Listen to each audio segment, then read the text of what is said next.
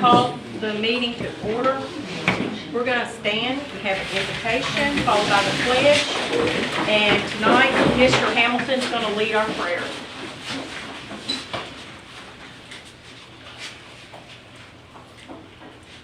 Dear Lord, thank you for all the blessings we enjoy in this great country of ours. Let us not forget the freedoms that we enjoy were ensured by the brave warriors who gave their all to fight for our country and our way of life. Let's not think Memorial Day as another day off work to enjoy the beach and beer and barbecue. But remember those who have fallen to protect this freedom, especially the freedom to assemble as we are tonight. And bless this council as they discuss issues concerning the city. May their decisions and discussions be favorable in your sight. We ask in Christ's name. Amen. Amen. I pledge allegiance to the flag of the United States of America and to the republic for which it stands, one nation, under God, indivisible, with liberty and justice for all.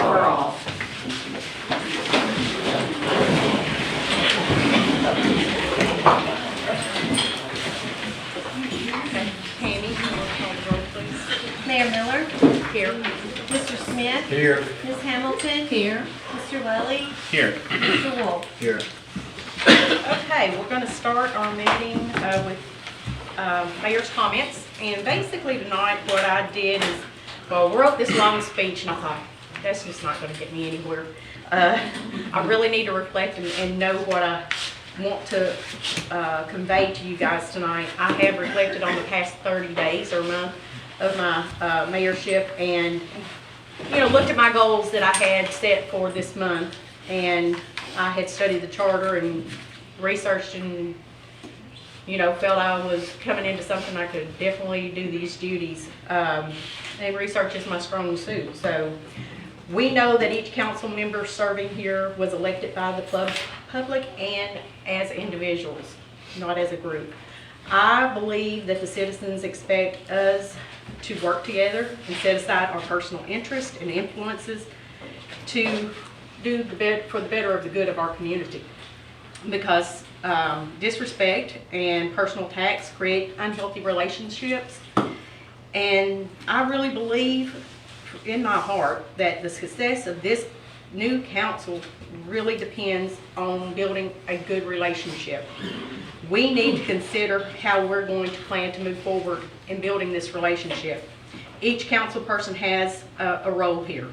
We're here to listen, learn, research, review, and vote as individuals, and to respect and support the decisions of the majority.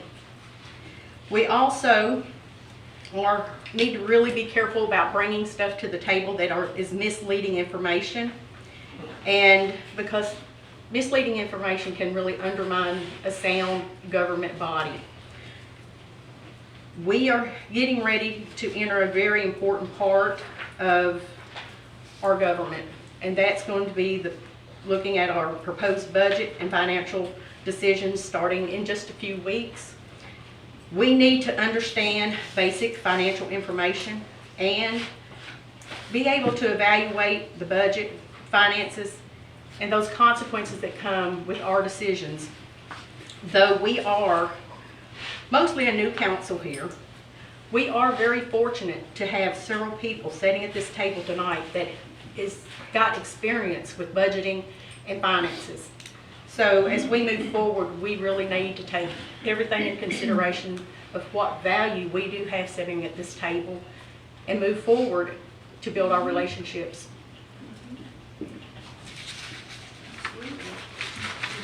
I am going to move to citizens' comments now. Lee Elsie, 1004 Cypress Lane.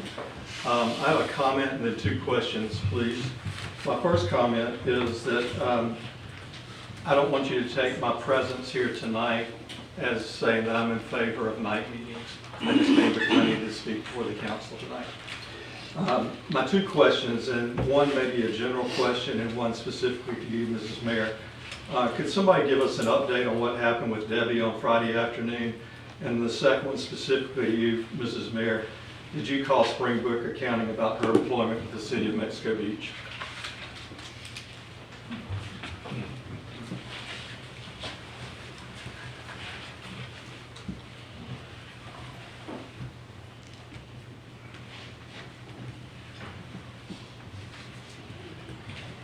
Any other citizens' comments?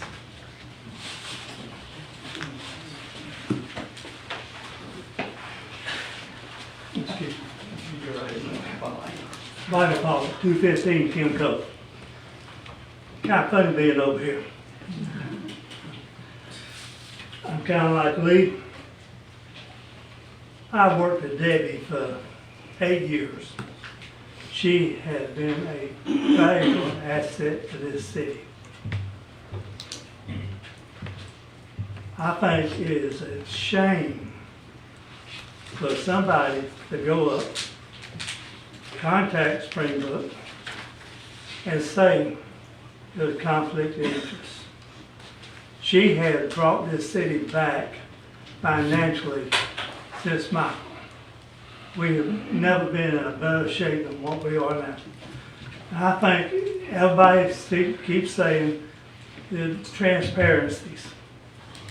I think the person that came up and called should come out and say so and be transparent about it. Thank you.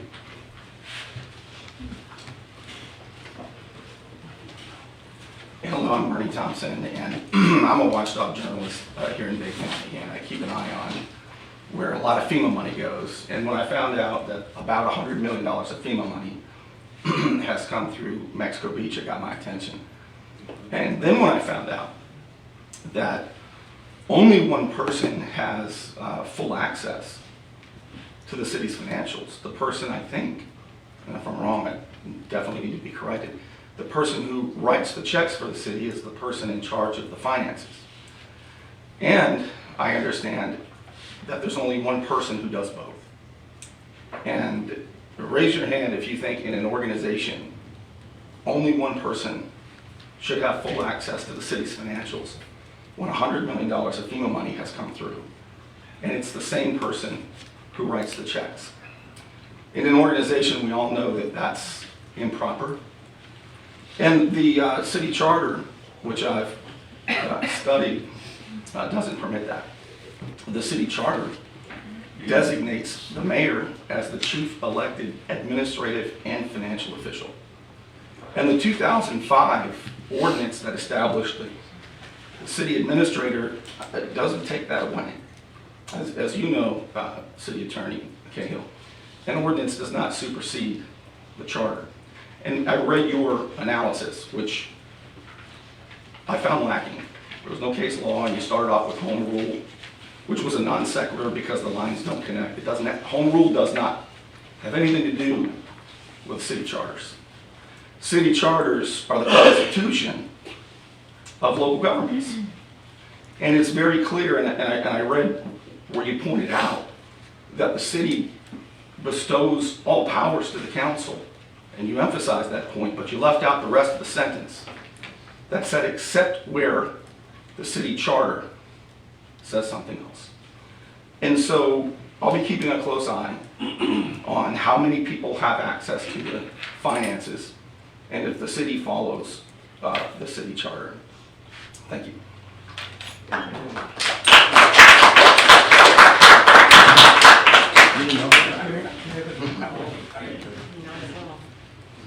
Okay.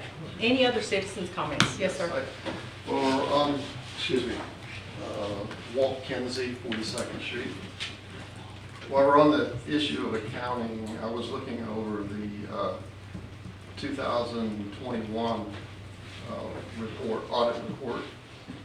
And one of the issues that concerned me was the internal controls issue. Apparently it's been an issue for a while. Part of it maybe for staffing, other reasons, I don't know. But I think because of the amount of money that's flowing into the city, which is more than ever before, we need tight internal controls. So for me, a top priority for this council would be to get the internal controls in place And if we have to hire some people, maybe we have to hire some people. If we have to shuffle some duties around so that we have separate people doing separate things, as we should with internal controls. So I would ask that the council look at that report, and I think at the last meeting, there was some discussion about delay in the 2022 audit. So, you know, if we've lost, and I don't know Debbie's position, if she's chief accountant or she was an important integral part of accounting. It's like if she's gone, that should be an emergency that we look at and try to get replaced as soon as possible. Thank you. Any other citizen comments? Yes, sir.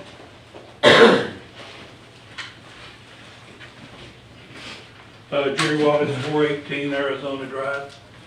I would just mention this for the purpose of the chapter in the articles that we have here, the word nuisance, and it lists 7 things. I won't go over all of those. One's any accumulation of rubbish, trash, junk, and other abandoned materials.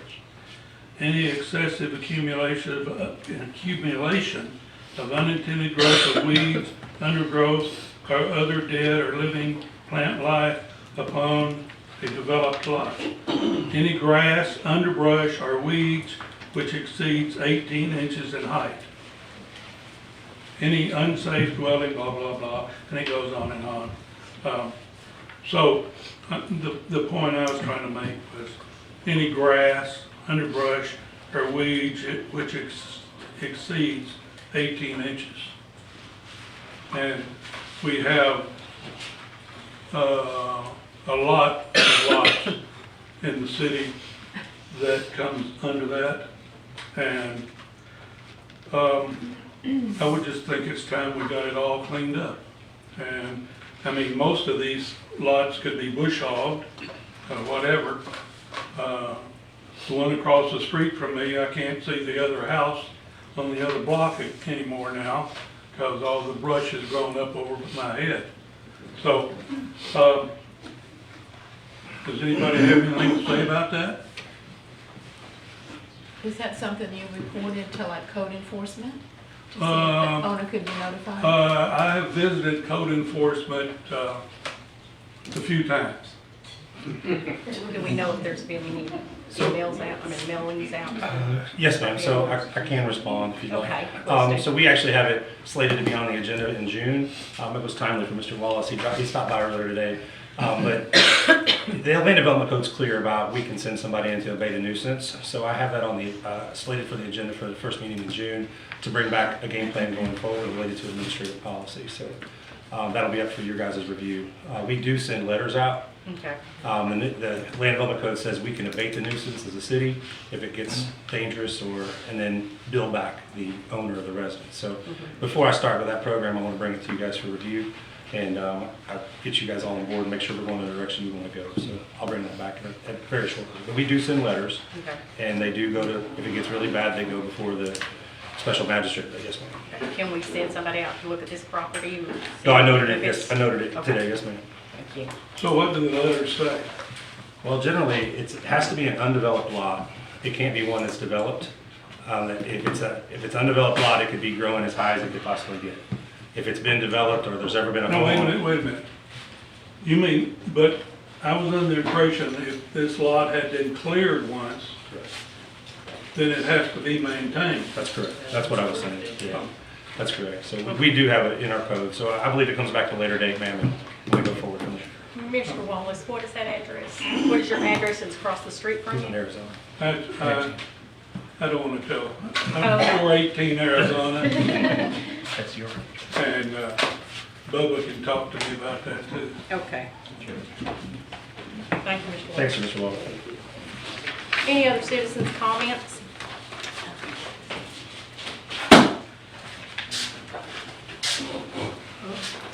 My Mine's not quite that short and that sweet, but I have a couple of things I would like to say. Can you state your name and address, please? Absolutely. Julie Gardner Hornsby. I live at 111 20th Street across from City Hall. On May 9th, 2023, I was out of town for the normal meeting and I was unable to attend. However, I listened to that meeting on my way home that night and I was in complete disbelief that this is the new norm for our meetings. After our very first town hall meeting, I called you, Mayor Miller, to express my thoughts on how that meeting was ran. How people were allowed to talk, yell, and point, and not only at other citizens, but at our employees and our other council members. This seems to be the new norm under your leadership, and honestly, it's very concerning as a citizen. The meetings I have attended and have witnessed firsthand, the group that you sat with before not being elected, when you were in the audience, they have been able to talk over, disrupt, interrupt anyone who's speaking. You never call it to order. You never ask them to be quiet. We've had Miss Logan say that she couldn't hear, different things.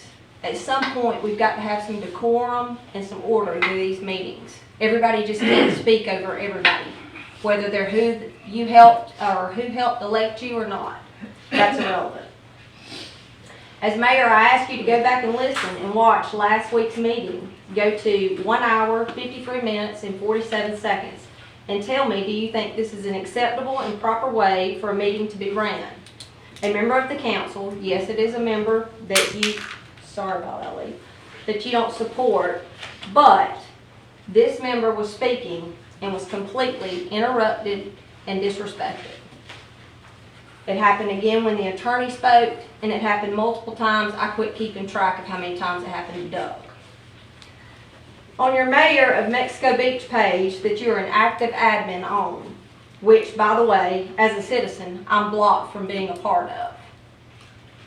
Prior to the election, you stated, I will not degrade anyone's worth. Everyone is valuable to our city. You deserve a voice. But I don't have a voice on your page because I don't agree with everything. And I disagree and I challenge some things. So I, like many others who weren't your supporters, are blocked from engaging with you and other people. As a mayor page, why are we not allowed to hear what you have to say on every level? Why are we blocked from that? You keep repeating transparency, but you're not completely transparent. When you block certain citizens from seeing things you post on your mayor page, not your personal page, but your mayor page, how's that being transparent? In the same post, you said, I will not run this city alone. There are 5 city council members hired to do a job who hire a city administrator to run operations of the city and work for the council and you, as does the city attorney with the clerk. It is truly a team effort. We have a city administrator who was hired to do a job, which I personally think has done a great job. He is very active and involved and present in all of our functions as a city. He engages with citizens on social media platforms in a respectful manner, even when people are very disrespectful to him. You are the chair of our council meetings, and you, Mayor, allow him to be belittled, attacked, both personally and professionally. You, as the chair, should listen and take notes, and if there are things that you disagree with, then handle them, but do it respectfully and tactfully. See, I see it this way. You teach people how to treat our council members, our city administrator, and our city employees. That's why people feel like they can holler at all these people and talk to them however way they want to. Let's see. Doug has been in the hot seat, and you've never stood up for him or the council members. We have a city administrator because we don't have a need for a full-time in-office mayor or council members. Yes, ma'am. I think it's been 3 minutes. Is there anyone here that has an objection for me to continue what I would like to say? I have. I don't. I think she should be allowed to continue. I think she The can. rule is 3 minutes.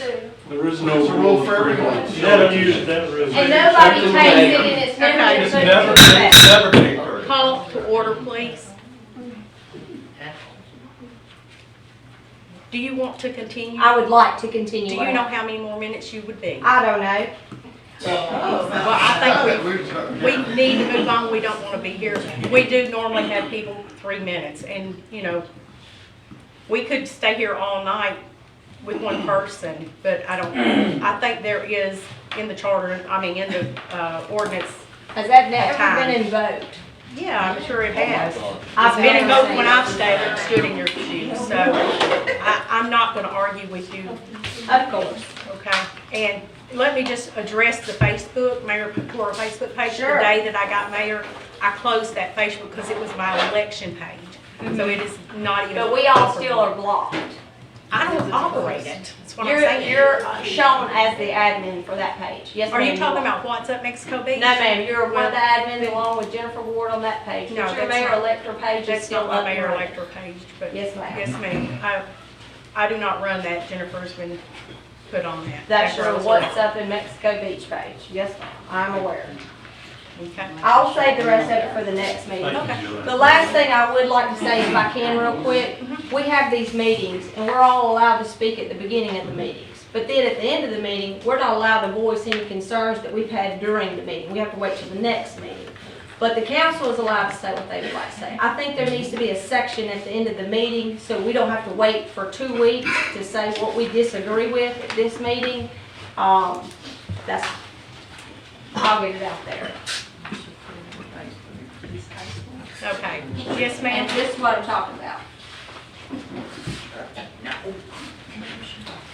I was gonna keep my mouth shut. I'm not here that often I'm sorry, can you anymore. state your name and your Shirley address? Miller, 113 Sixth Street. Thank you. Been 25 years or more that I've lived here. I'm sorry, I've been one of those people who have been told to sit down after 3 minutes. Al was all the mayors that I can remember, including Connie's husband who was mayor, have kept that 3 minutes. I don't know if it's written in lead or whatever, but 3 minutes has always been a thing, and thank you for stopping it.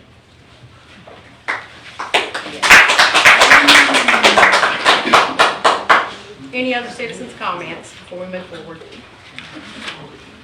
Oh, Lord, is that what you just said? Excuse me? Before we move forward. So, I wasn't gonna speak either, Tim Linderman, St. Francis Street, but I have researched the 3 minutes and I don't see it. Excuse me, can I That's what I'm speak? talking about. Okay, please. We are going to have to be quiet and let Mr. Linderman speak. When he's had his 3 minutes, if you want 3 minutes to stay up here and debate him, we'll discuss that, okay? So let's move forward, Mr. So, I have researched the 3 minutes, I don't see it in the ordinances. And maybe the attorney can clarify that. But, Thank you, Dick. so is there? Where's it? Okay, great. See, it's outlined. Since I've been here the Yep, last 3 minutes. 2.5 years, I haven't seen it enforced. Thank you. It's never been enforced in the year and a half. So I'm all for it, but you have allowed people to talk beyond that, and now you're enforcing with somebody who's against you. That's how it appears. That's all I have to say. Okay, any other comments from the citizens? If the audience can be quiet when someone's speaking, I'd appreciate that. Respect, please. George Gill, 124th Street. If I had a nickel for every time the former mayor told me that my time was up at the 3-minute mark, I wouldn't have to play the lotto anymore.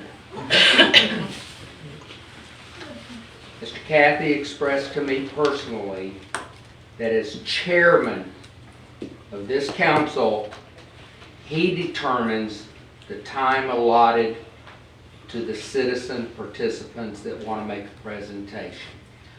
I looked that up on multiple sites and couldn't find anything finite, except for the fact that it seemed that cities all over use a 5-minute time frame, not a 3-minute time frame. But once again, the former mayor specifically said that as chairman, that was his prerogative to set the time. So, we've had situations that I've been a part of where he's let guest speakers go for 27 minutes and yet only let me counter that 27 minutes with 3 minutes. So I think as chairperson of this council, as mayor of this city, you can do all the research on all the regulatory documents, but I believe what it's going to come down to is going to be your decision is what time frame you want the citizens to have. And of course, whatever you grant to one citizen, certainly you should grant to all. Thank you. And that is in that ordinance, right? What's the number? Resolution Resolution 2717, that's the one I remember, yeah, because Mr. McCahill had sent it to me. So it is in a resolution, guys, the 3 minutes. And I respect your time, and I hope that we all respect each other's time. Can you give us the resolution number, please? 21707. 2017-07, Yes. Thank you. Letter I. letter I. Yeah. Unscheduled speakers will only be allowed at the regular meeting during citizen comments and will be allocated 3 minutes to make comments. Council may extend the time for scheduled comments by consent or motion. Thank you. Any other citizens' comments? And I do appreciate y'all coming to the podium and talking, so giving your comments. I think it's important.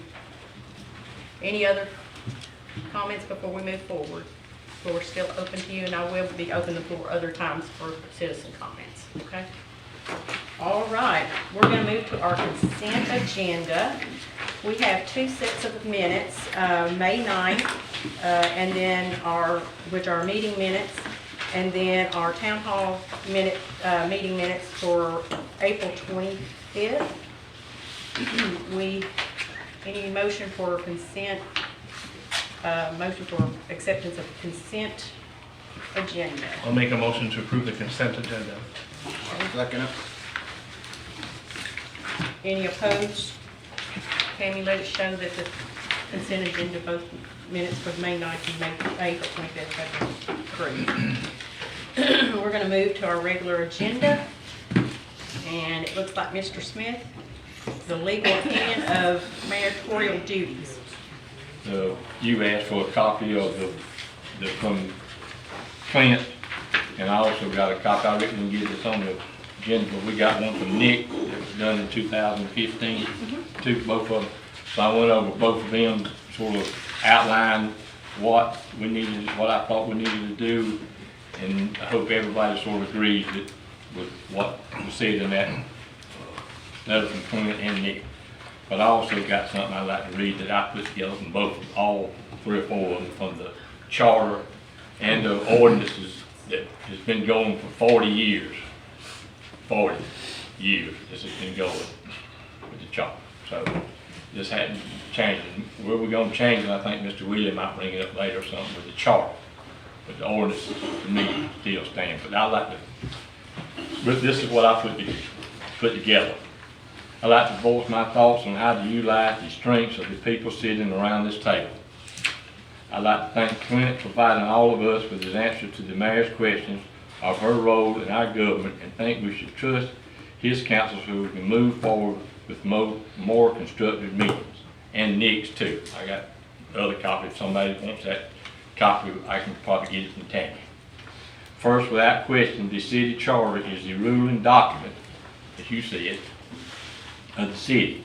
Hands down, it's like our Constitution. The charter states that the mayor shall be a chief elected minister and fiscal official, yet does not define the role of CEO, CFO. The charter does clearly and definitely state that the city council is the ruling body of the city, not the mayor, not a council person, not the administrator, the city council. Period. While parts of the 60-year-old charter are outdated, the city has smoothly operated for close to 40 years without any major self-proclaiming themselves the CEO, CFO. It's hard to imagine giving a 2-year elected official undefined power. It seems the role of the administrator is also in question. telephone, please. The telephones out there, I don't want to be distracted. Please make sure your phones are on silence. Thank you. The chain of command, Doug's responsibilities are outlined in the city ordinance, and I think we need to recognize that his man is both competent, effective, and remains in the scope of his job description. Lastly, outside private attorneys or CPAs associated with council members have no standing with the city, none. The city attorney, city accountant, city clerk, and the city administrator are trained, educated, experienced in performing the duties assigned to them. If your mayor, by choosing to declare themselves the CEO, CFO of the city, becomes a micromanager, then productivity in this city will cease. Meaning, we as a council will have failed in our responsibility to the citizens and the taxpayers. Actually, without council authority, it cannot continue. I'd like for all of us at this table to work toward completeness. We were elected to champion the city. Let's try to do that together. Now, that's what I see. What I would like for us as a council, going through what Clint's got and what Nick's got and then our city charter, to do understand that we are a city council run, not the mayor. Ms. Miller, you agree with that? No, sir, I actually do not. I wouldn't expect you to. But as a council, I'd like to find out where we stand. How are we gonna do this? How about you? You talked about working as a team going forward and all that. I'm all with you on that, okay? How are we gonna do that if we can't settle this? I mean, it's just a simple question. Well, I'd like to know, what do you expect from the council? What do you want us to do? What is your plan or agenda? That way we'll know what we're up against. Now we don't know. I mean, the city's in a turmoil with our employees and at the office up there. So if you let us know, I would appreciate it as a council. Okay, so the city charter states that in two places. First place, that the mayor does have, you have to remember that this charter was updated in 1985. This was before we had a city administrator. No. We have had a city administrator since the 1980s. Okay, well, the ordinance that I found said 2005 was when that was John put in. McGinnis. Okay, so maybe they didn't have an ordinance then saying what Mr. Guinness's job was, but I couldn't find that ordinance. If we want to find that ordinance, that's great. But anyway, regardless of that, the city charter is the constitution of our city. We cannot change what that charter says without referendum and citizens voting. That's facts. Now, when the city charter was made, it says, point blank, that the mayor is the official who oversees basically the executive office and financial office. If you have no oversight, absolutely no oversight, then why have a mayor? You have the council has oversight. You're part of the council. Yes. Well, let me explain something from You want to be more than that. You can't be more than that. That's what it is. Okay. Didn't you look at your job description before you Yes, took sir, the I job? studied that and researched it quite well. Whatever. Yeah, it does say in the charter under section 2.07, the mayor shall be the chief elected administrative and official and fiscal official of the city. That's pretty clear. And in 7.02 says that the charter stands and nothing can change what the charter says. And I have two legal opinions from 2015 and 2023 that say that it's subject to interpretation. Yes. The press doesn't give you the right to stand, but it doesn't give you the right to stand because of the press. We are going to obey the order of Robert's rule. I can stop this meeting completely right now and we can adjourn. It is up to you guys. Now we are up here as a council, and this is our job, and we're trying to work through something, okay? Now, we don't always have to agree. None of us do. I don't always agree with my husband. But we have to be respectful. We have to have order in this room. And if we can't do this, we can clear the room. We can just leave. We can all just adjourn and leave. So, I find it sad, is the best word I can find. Sad that a mayor comes in, never had any problem with the mayor telling Doug what to do before, did we? 2015 you did. Well, thank you. And Nick did a fine job with that. And it says that the mayor's powers are in the charter. And it cannot be changed. He says that. He says, if you want to read the last of it, he also says, and I quote, there's basically no language in here that says otherwise, and that we can if we need additional analysis of the issue, that the Florida Attorney General may be willing to help us. Can I say something on that? No, I think we already had enough of Well, man, saying. I've done, Just I've now. gotten Attorney General opinions before. I think I know how it works. And it says on the Attorney General's website. And sir, I did not say you to talk. We can't do When that. I was talking. We can't do that. No, we can't. We can't. No, sir, we sure can't. Let's conduct ourselves. Okay, so I have not seen any professional presence in here tonight at all. And it's very disappointing, people get up here and talk. And then we sit up here and start attacking each other. I'm not attacking it. Did no one hear anything I said at the beginning of this, that we had to develop a team effort? I was trying to get that, find out what you wanted to do. I'm sorry that you hit that thing, you scared me. Well, I apologize for scaring you. You didn't like me. Well, it's getting a little And he out of does have, hand. I understand, but Clint Well, does have a right I'm to say talking, that. just like I'm talking right now, and I keep getting interrupted.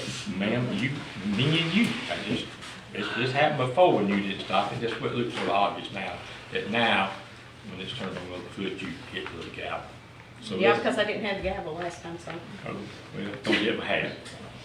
Don't you No, ever we have. don't need to get. Okay, Okay. But let's calm down and let I'm everybody have, calm. you are? I My would like to problem hear is- what Clint had to say, do you mind? Well, let's start with, Mr. Wolf over here. He had his hand up before we I'm started sorry. talking. Well, I've been waiting since the start of the meeting. I don't understand why this guy's up here filming. I agree with Mr. Elsing. We don't have that normally. He's a member. We have this on video. He's a member of the press, he can do that. We okayed it? I don't think we have to, okay. He has a right to be here. So the press can walk in here and film anything? Good deal. Can you block with I'm the good view to of go. people? Okay. I mean, No, can you block with you, or he's all right right there? Okay, so, I'm sorry, what was your name? Bernie Thompson. Mr. Thompson, you're welcome to video, whatever. Okay. Adrian, you got anything you want to say about this?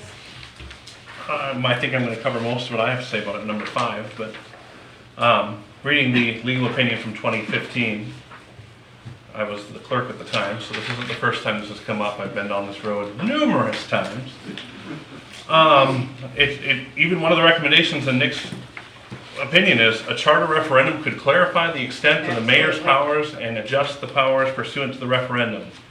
Paragraph before that says, none of these matters are likely to clarify the current issue without a charter review. I agree, and that's where I was going before I was interrupted. It basically says it's vague, subject to interpretation, and needs to be clarified. But, Both of them say that. but at the same time, the charter is the Constitution we have to go by the charter. And let me explain what I feel, what I've read, what I've researched, and I've talked to other mayors that are in the same, have their charters say similar things. There's many charters that do not recognize as an administrative duty of the mayor. Many of them actually say no administrative authority. But I have talked to some that are very similar to our charter, just to kind of get some clarification for myself, because I do research and I do want to know facts. I don't want to just come with no facts. So according to what I've gotten from what Nick has written, what I've gotten from my research and talking to other mayors, and what I feel I interpreted this job as the executive and financial, is to oversee, so that Doug and he has someone that he's accountable to. So if we have no accountability whatsoever, then why don't we just hand the keys to the city to Doug or any city administrator that, just hand the administrator the keys and the cash box to our city and say, spend and build and do whatever you want to, it's all yours, okay?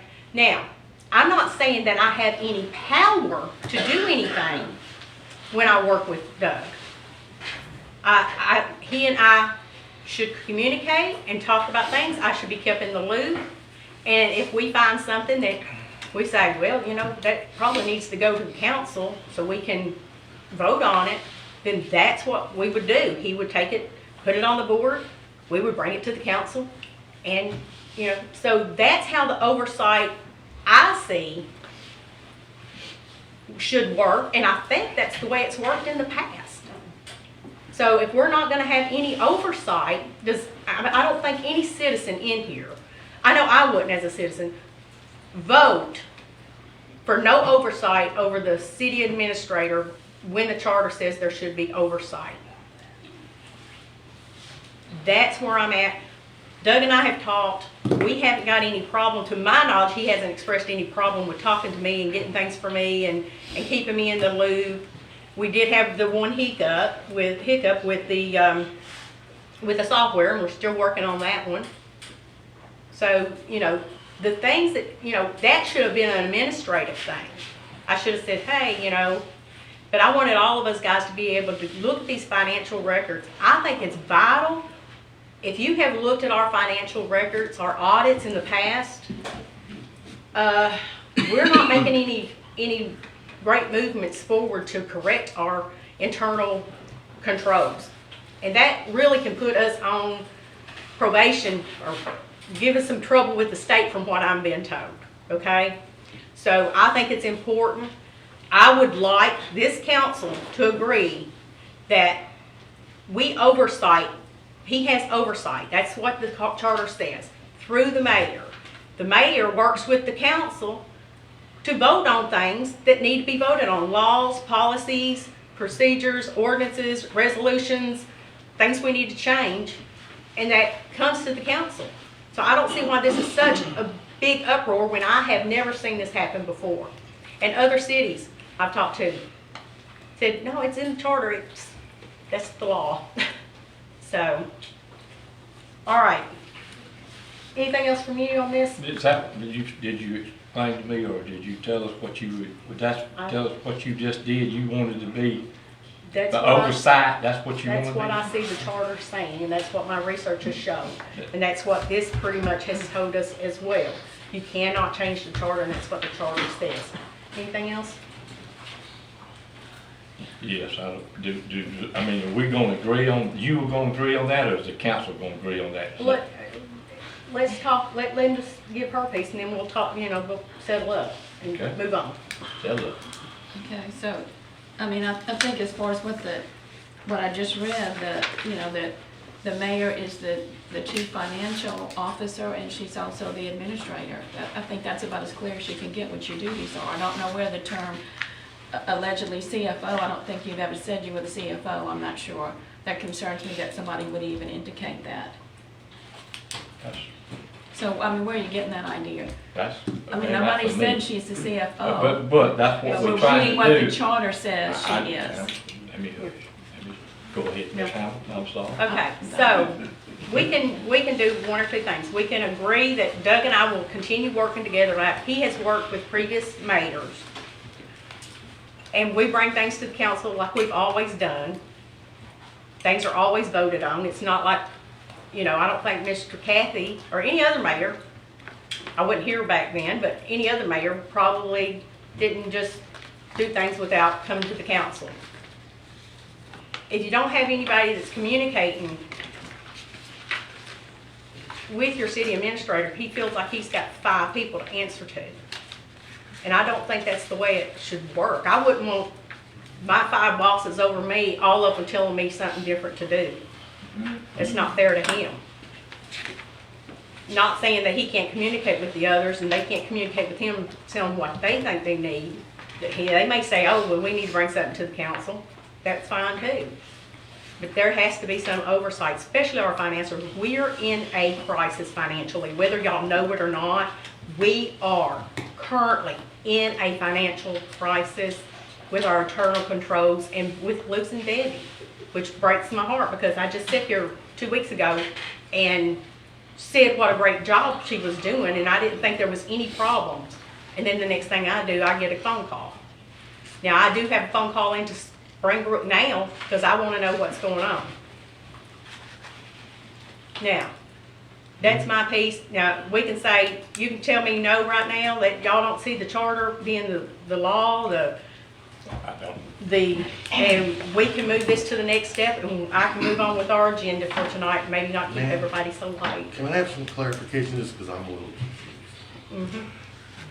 oversight? Doug has been, the oversight has been the council.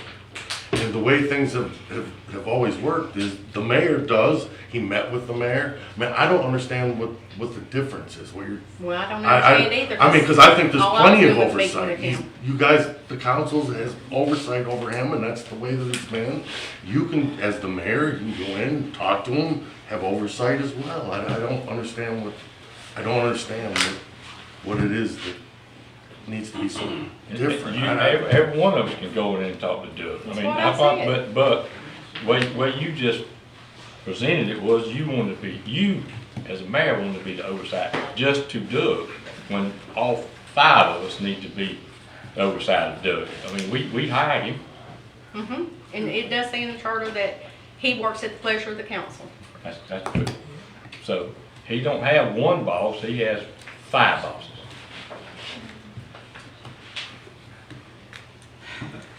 I think the oversight should be from the 5 of us, not you. Okay.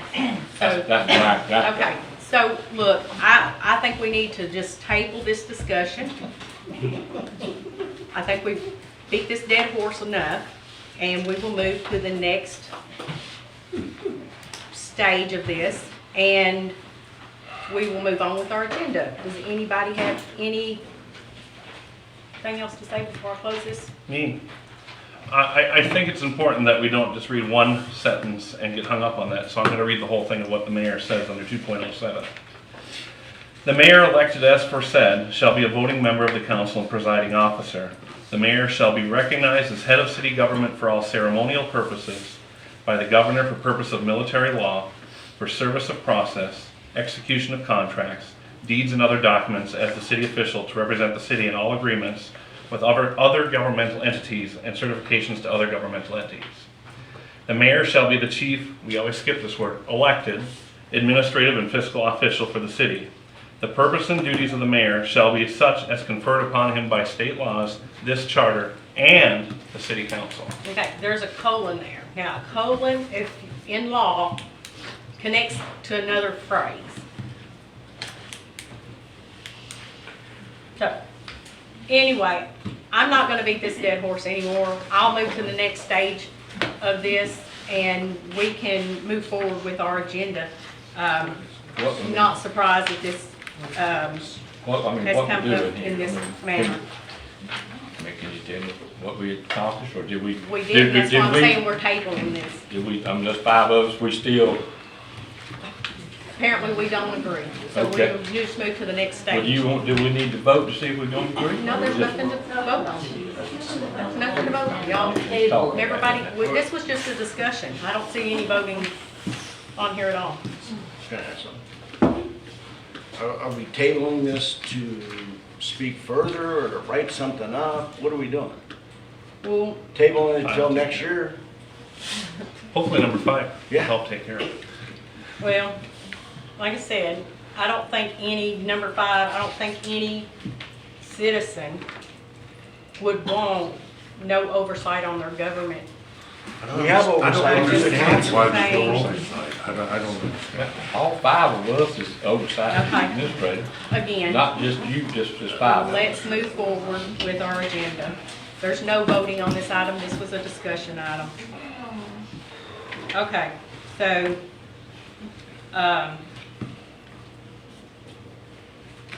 looks like the next on the agenda is council meeting agendas. Mr. Wolf.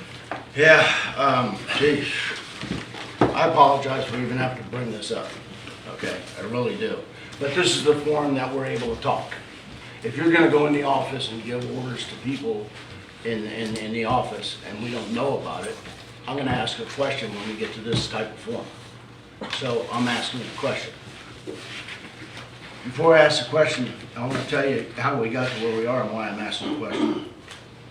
8 months ago, the council that sat here had a problem with getting the agenda on time. We all agreed that we'd go ahead and get it, and we directed the city administrator, the city clerk, to have it to us by Wednesday afternoon. I came into City Hall on Wednesday, I think, morning, because I was doing some things, checking some permits and stuff, and I asked Tammy where the agenda was at, as far as in the process, knowing that it was gonna be ready this afternoon. She told me that it was on Doug's desk waiting for approval. I said, well, that's good, it should be on time, that's great. So I'll come back this afternoon. And she said, well, it has to be approved by the mayor. I said, well, it's never been approved by the mayor before. The mayor's part of the council, and the report says, you know, we said final approval was city administrator, and the mayor needs to approve it now. Why is that? I don't know. Let me tell you what we do. The city starts working on the agenda right after this meeting. After tonight, tomorrow morning, they'll start working on the agenda. We're gonna have anywhere between 14 to 21 days that we could ask all the questions we want. Do whatever we want, go in and ask questions. Agenda items are on the board in Tammy's desk. Every person will walk in there, look on the board, see what things are coming up. You have a question, you can go ask the city manager, you can go to the staff and ask questions. I don't see a need for this. We told the city administrator that he's in charge of the agenda and the output of it. This step is just a power thing. That's all it is. I'm sorry. Okay, so let me address that if you don't mind.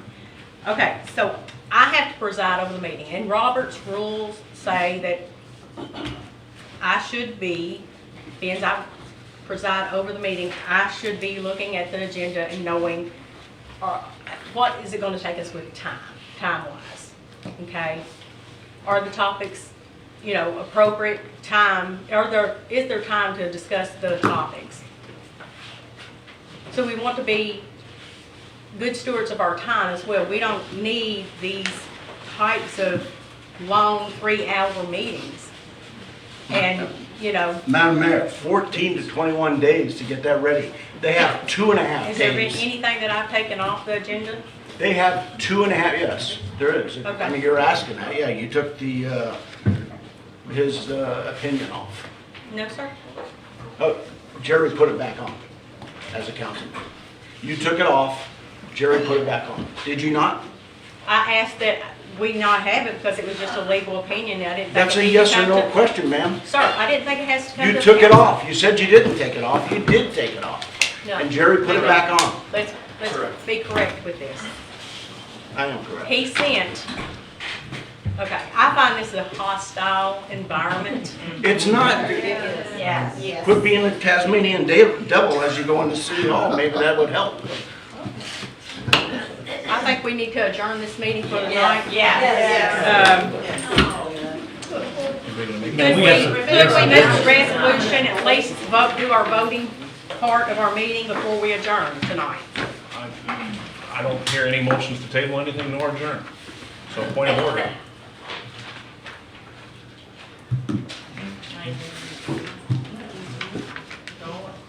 I'm done. Thank you. Okay, I think as presiding officer, I can shut down this meeting. I would like to continue with it, but I think we need some, more civility, being more civil here. And, I don't think we've been very productive in the almost hour we've been sitting here. It's been attacks and. We had a 3-hour meeting 2 weeks ago, Yes, it wasn't Mr. productive either. I'm sorry. Jim Bush, 130 Palm Street. You've got people taking taking time out of business day to be heard on issues. Yeah, can you come up to the podium? I'm Name, sorry. address, social security number.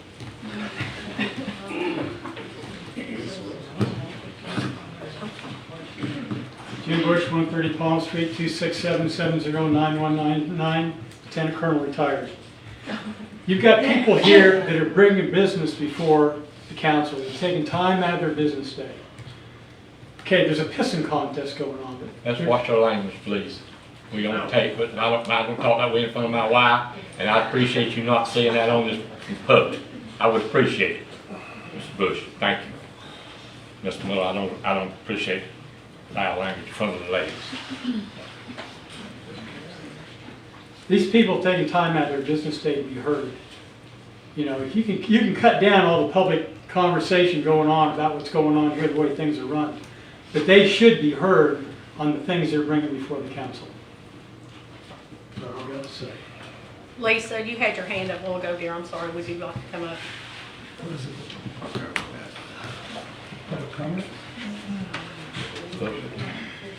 What's this citizen? Are we on an agenda item, ma'am? No, y'all stop the agenda. I mean, We have citizen, we have business set here, we're on number 2. we haven't moved past the agenda, I don't think. If you're talking about the going to agenda. try to continue with the agenda, I'll happily sit down and see if that works. Okay.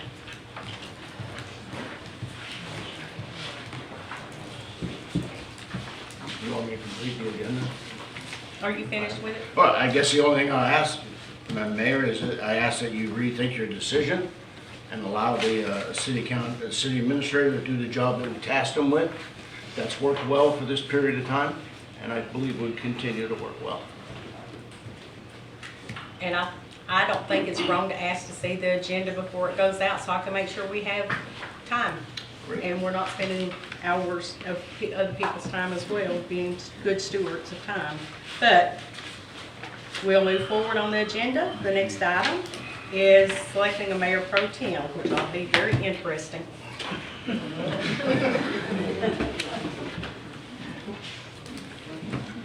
floor is open. Jerry, would you like to be mayor pro tem, sir? Do you want me to hug? Heck no, you can't be mayor pro tem. That's what I'm talking about. I don't want the job. I would, Rich would be a good one. We won't ask about, you guys.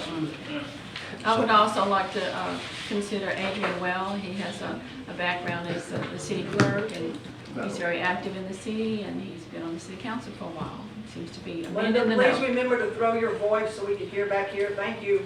I'm suggesting Adrian Well because of his experience with the city as a city clerk, and also he's been on the city council. He's a very active member in this community, and he's known by many. Okay, so it looks like we have two nominees here. Mr. Smith has been here the longest, that's why I asked if he was on. Thank you. I really appreciate that. Then you decline? Well, let's see how everybody else votes. We've nominated I think that's it, Mr. Someone needs to make a motion. Someone needs to second. Well, no, sir, I need to open the thing for a motion. I'm the one that opens the motions.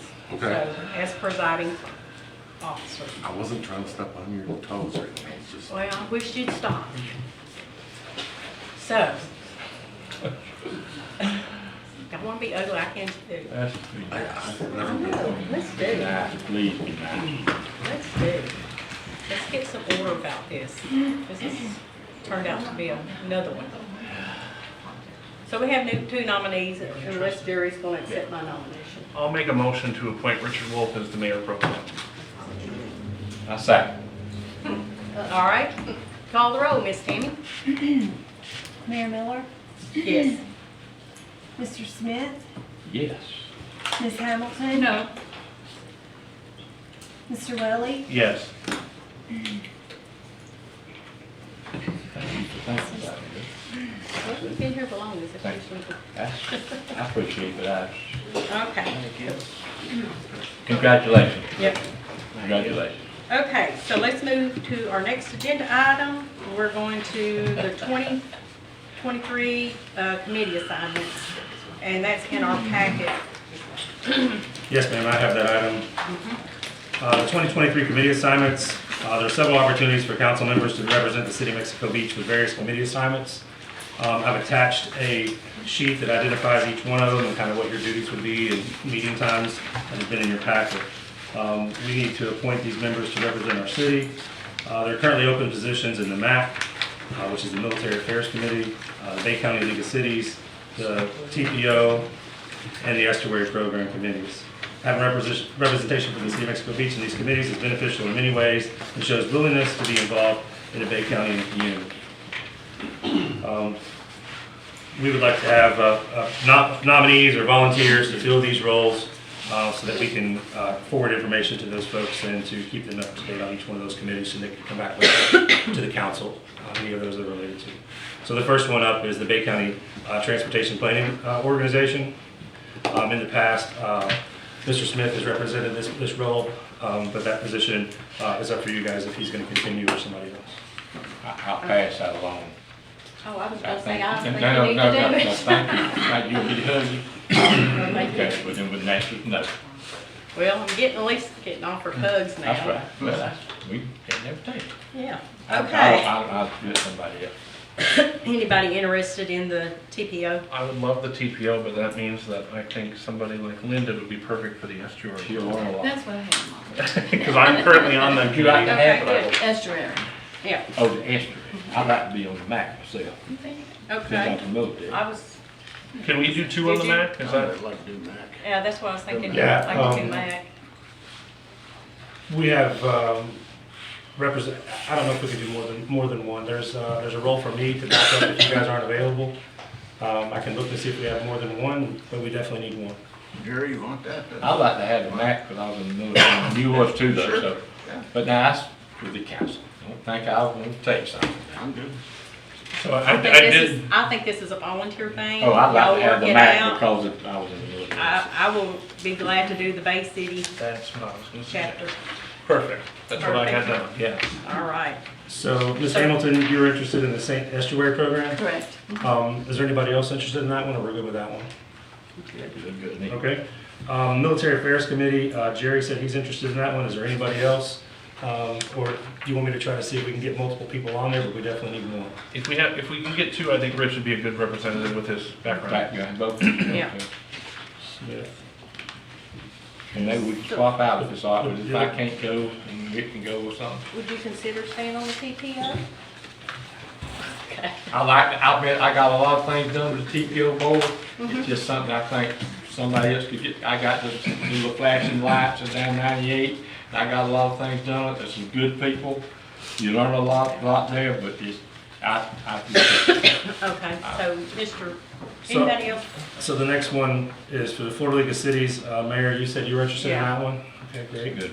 And then the Bay County TPO, Mr. Welly said he's interested in that one. So I can look at both of the positions for the map and get back to you. Do you need a formal motion appointing everybody, or Yeah.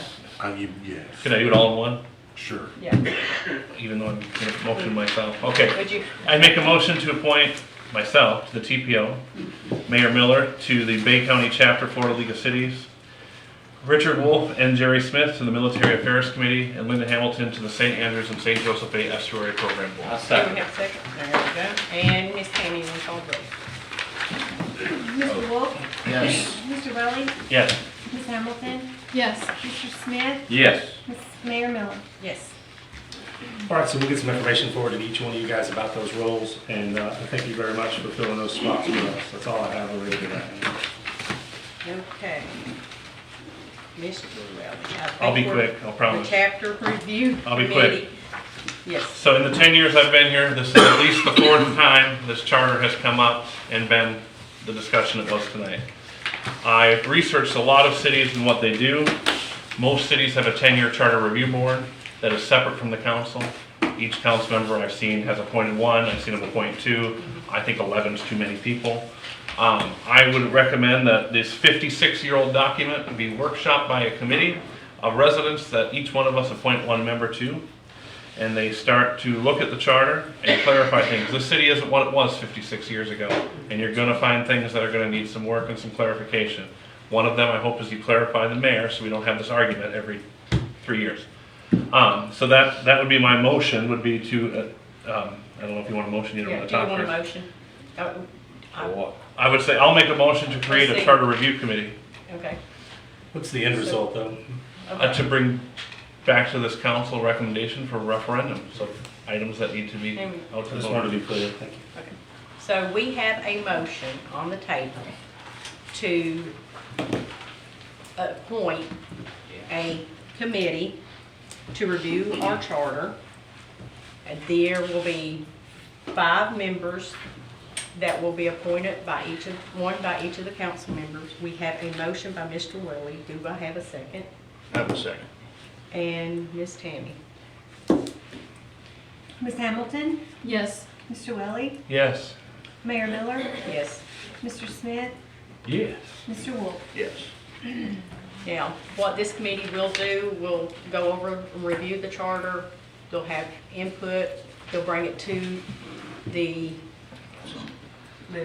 council, probably do a workshop on it for the rest of the citizens to have input on that as well.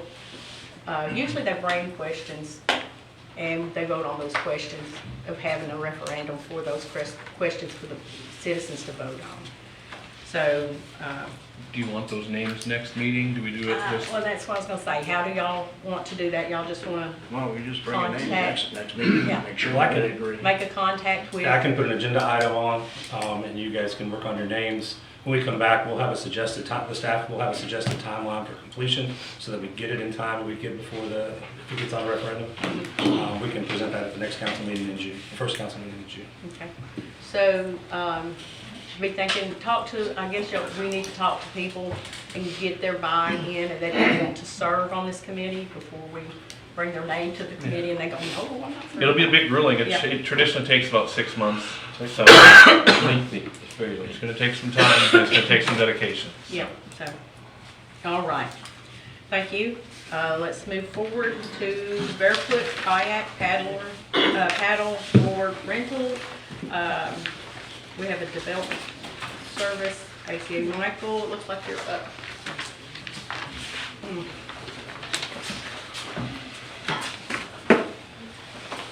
Good evening, Mayor, Council. To check off my first note, which is evening and not morning on that introduction. Before you have an item on approving or rejecting the barefoot kayak paddle board rentals at 1100 Highway 98. Essentially, the staff is really seeking guidance on this one because we view it as kind of a gray area in the land development code. Historically, we've approached mobile-based businesses as peddlers. One of those came before you, I believe it was a couple months ago. It doesn't necessarily define principal use versus principal structure and those requirements. We did have Carly do a quick review, which she'll present here in just a moment.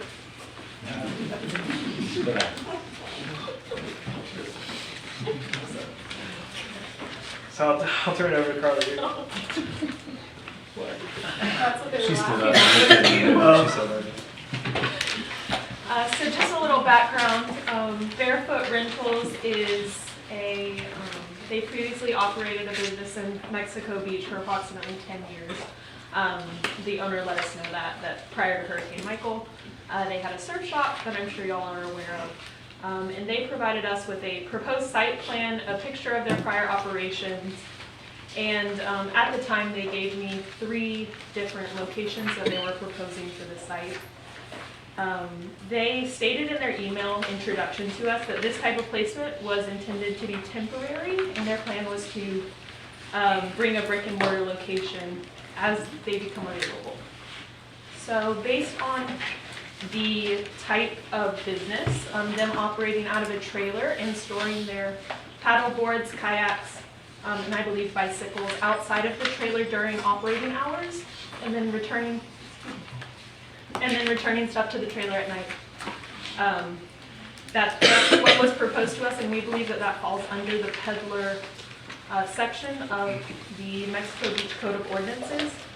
Now, there's not a definition provided for a peddler, nor beach vending or any other types of offerings that we believe this could go under. So we pulled a definition that's commonly used in the industry, and that what we specified on was that there's no permanent regular place of business because they're operating out of a temporary trailer, not a physical permanent structure. So we're just looking for your guidance on how to move forward with this.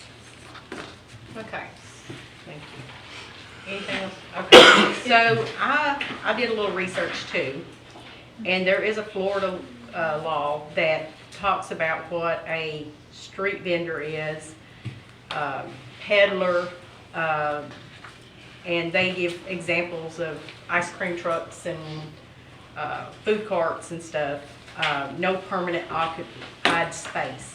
And that really caught my attention, no permanent occupied space. They move from place to place, town to town, or whatever.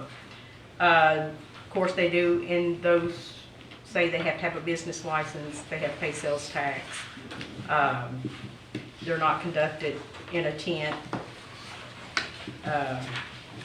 or a building or other structure. That would be a peddler. I don't view this as being a peddler, and I don't know what other people say, but I believe being these people, like many of us, lost their business, their permanent structure here. I think that we need to open the door for them to come back. We have other similar places here in Mexico Beach that recently moved in with paddle golf carts and bicycles and that kind of thing. So I would say that we should approve them to be on this site. They do have a contract, I'm assuming, with the property owner. I'd like to add one more thing. The reason why we're bringing up this, whether it's a peddler and what the process of the city should be, is because we have that peddlers cannot operate on a vacant parcel. They're only allowed to operate in tourist commercial and general commercial as it is, but the site that they choose is supposed to have an established business on the site. And so that's why the one up the road, I don't know the address off the top of my head, but that's why that decision was made when it was a few months ago. And as I had said before, I didn't feel like that was an established, connecting to an established business. I would think that you would think of established business being a building with more a business in it. Yeah, more defined. Yeah. It's not defined as it's written. Right. So before we move forward, I'm going to turn this over to the citizens for citizens comments. Yeah, I believe we have a person from the business and Andrea. I need to open public comments. Does she need to add anything? Maybe No, to the back. Okay. I've opened public comment. Lisa?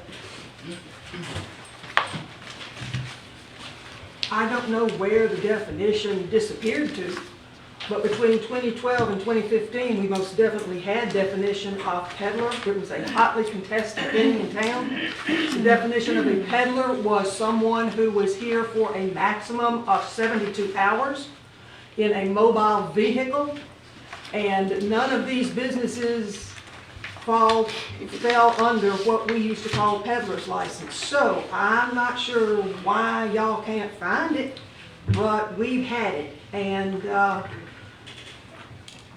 to deny someone who'd been here in business 10 years just because there's not a permanent building, which got blown away in the hurricane, on the lot, seems contrary to all of the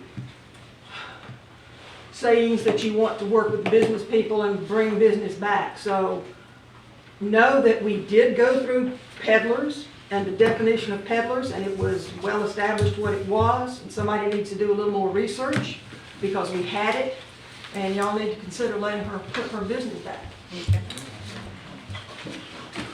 Any more comments from us?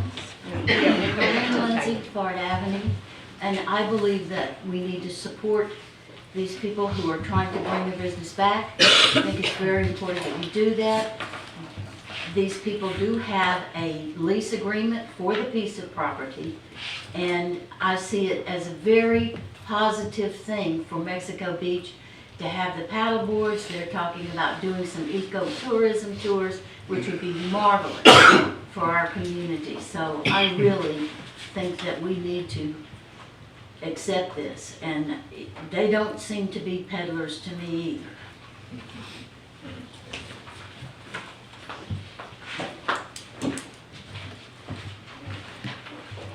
Jim Bush, 130 Palm Street. The question I have is, how does this business support the purpose and intent of the vision to comp plan?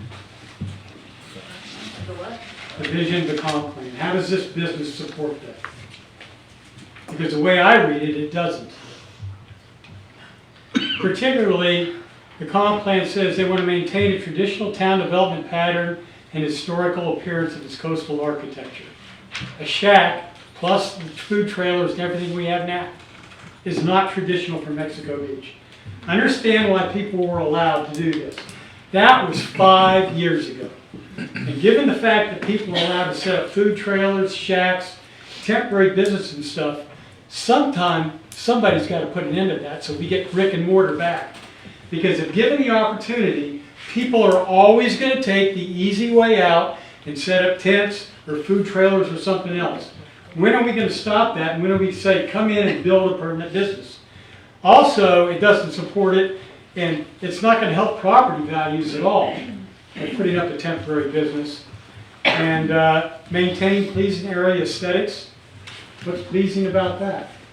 So, you know, if you want to go ahead and do it, fine, but sooner or later, 5 years later, somebody on the council or the city somewhere is going to have to make a decision and say, stay it, enough of this. Let's start building permanent properties.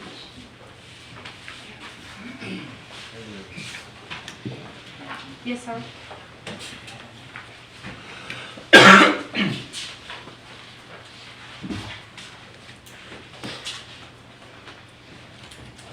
Bill McLaughlin for 6th Street. Just a thought from what I heard as far as what this person is putting over and what Jim said. I agree that we have to look forward in the future to brick and mortar, and that some of this stuff can be this.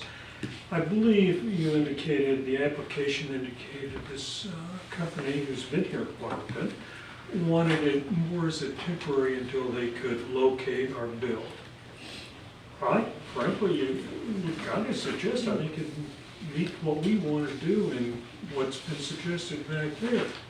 Why not sit down with them, ask them how long they think it's going to be, and if it's 2, 3 years, put that in our acceptance form. Acknowledge that they want to be temporary, and then let them help work out with us what temporary is. And at that time, if there's still a problem, they can always bring it back and ask for the same thing.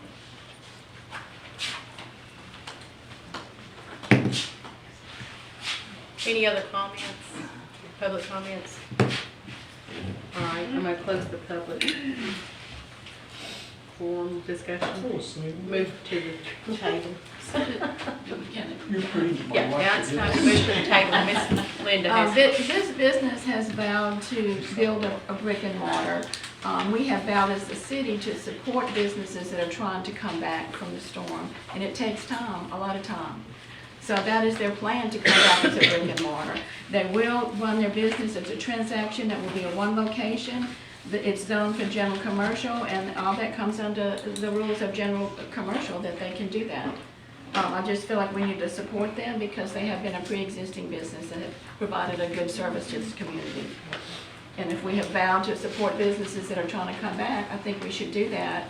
They provided us with the lease, they have a plan, and they have vowed that they're going to try to come back as a brick and mortar. And it takes time, as we all know, to be able to do that. And I think we've had the discussion on this table before that after devastating hurricanes, and we're, to what we've had, an average, that means some less, some more, an average time is 10 years to come back. And we're lucky that we have some commercial areas that have been promised to us. So I'm sure that maybe brick and mortar will be coming back, hopefully, as these developments come in.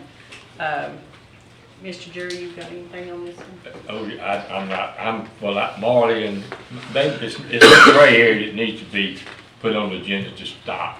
I think if we, as the council, allow this, I just think we're putting ourselves in a situation where we're gonna have a lot of people, because we don't know if it's a peddler or brick and mortar. That piece of property she's wanting to put this on is renting paddle boards and kayaks as a mighty prime piece of property. It's like a pretty. Excuse me, Jerry, but if the owner is giving them a lease saying it's okay. No, I got it. Okay, okay. I know Miss Sharon, I talked to her. Good point. I just think that, thank you. I don't think, this is not in our, like Marty said, and like Michael said, it does not say we can do that, because they have to have a permanent location or a permanent building. And the way that the other man got it, he tied on to the food trailer, which they had to go through the state to get it. Okay. I'm sorry, but that's how he tied on to it.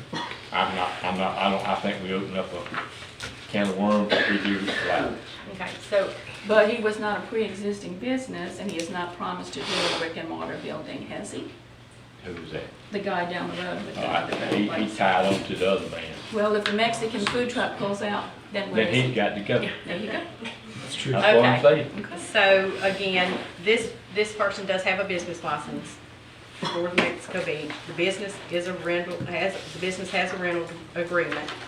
I did look in the thing, and Michael might be able to, there's no change to, or modification to the property, nothing's changing on the property itself, so, there wouldn't be really a permit required for that, for like a development permit. I don't feel that this is a peddler business. I don't think it falls into that, because really peddlers are like, they can pick up and move down the street and go to door and, push a cart around all day, and they're not sitting in a permanent spot. This is a permanent spot, just like the guy next to the Chaco is a permanent spot for him. He's not moving around the town and doing different things like that. So, that's my take. I think we should approve. Your turn. And I'll put in that motion. Well, I, as a local business owner, know the absolute impossible task of finding a place to rent, purchase, or build in Mexico Beach. I'm in a one-bedroom apartment that's been converted into a commercial space in commercial zoning, but it was an apartment that we made into an office. I don't know that Andrea has an option of somewhere to go in town for her business that was here. She's setting up on a lot that's listed for $1.5 million. That's a lot of paddleboard sales if we're expecting her to rent paddleboards and build a business, be able to function here. So I think it's a unique situation and we need to address it. I do fear that it's going to open up to other things, but when it's somebody that's been here for 10 years, I have a hard time saying no.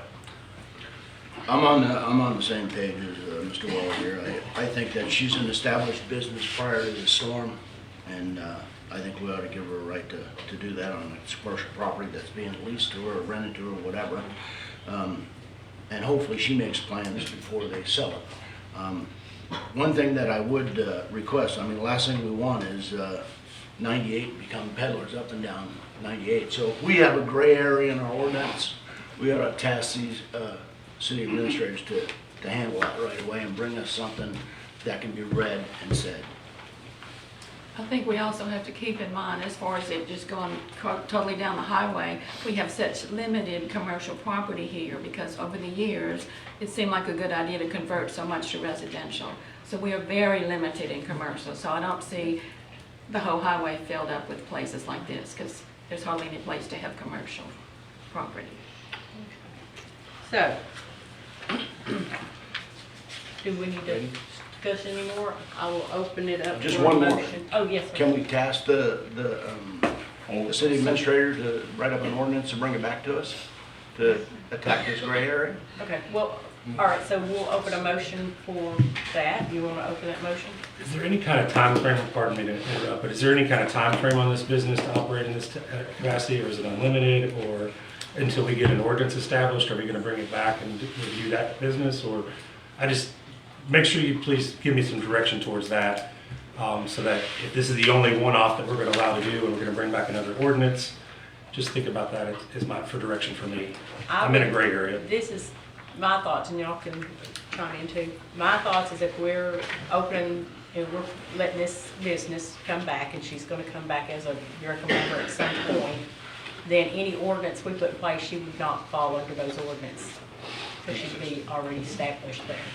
So I think that's Be clear about that. I think that's a second thing that's coming. I say that I want to open for a motion to approve or deny. I'll make a motion to approve the proposal from Barefoot Kayak and Paddle Boards and task staff to come up with a ordinance to close in the loophole. I'll second that. Okay, and Tammy? Ms. Hamilton? Yes. Mr. Wolf? Yes. Mr. Smith? No. Mr. Welly? Yes. Ms. Miller? Yes. All right, thank you for that direction. We'll get it on the agenda as soon as we can for some kind of ordinance to come back to you guys. And we will move forward with the vendor to get them started up as soon as we can. Okay, the next item is resolution 23-05, boat launch fees. We're going to motion to read the ordinance 2305 by total, 23-05 by title only. I'll make a motion to read resolution 23-05 by title only. I'll second motion. Okay, I'm gonna, do we have to read it first? You want to read it first? No, I'll open it up. Resolution 2305. A resolution of the City of Mexico Beach, Florida, establishing fees associated with the city boat ramp and providing an immediate effective date. All right, so I'm gonna open it up for public discussion. Any public discussion? Would you like me to identify the item first? I'd be glad with what the proposed changes are. Okay. So the permit fee currently is $10 at the launch for non-residents or business owners in Mexico Beach. The recommendation was posed at the last meeting to go to $20 per day. This would also match what they offer down in Port St. Joe, and we have a far better facility, in my opinion, than they have down there with our brand new fish cleaning station and all the amenities that we offer there with the boat wash. So I believe that it is warranted. We do have increasing costs for the boat launch that could help us fund future paving items and things of that nature that we want to do in the boat ramp to continue to make it better. This would keep us competitive with them. People are going to come here anyway. Over the past 3 years, I did run something for your knowledge. In fiscal year 1920, we took in $23,750. That was prior to the credit card machine. In 2021, we started partial year with the credit card machine. We went up to $26,100. This last fiscal year, we brought in $36,500. And we're on pace to beat that as well. But this increased cost would be good for the city and take the burden off the taxpayers for some repairs that are needed. Staff recommends approval. Okay, sorry about that. And also, Doug, didn't we also want to keep the annual pass at 100? I did not make a recommendation to change the annual pass at this time. All right. And also, that would be free, continue to be free to the citizens and the employees? Yes, ma'am. They would just have to come in and fill out the application.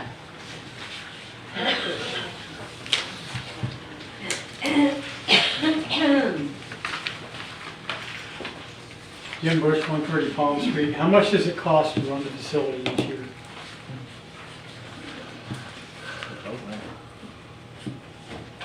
About right? I don't have that number in front of me yet. Electricity. Well, we pay for the credit card machine, I'm sure.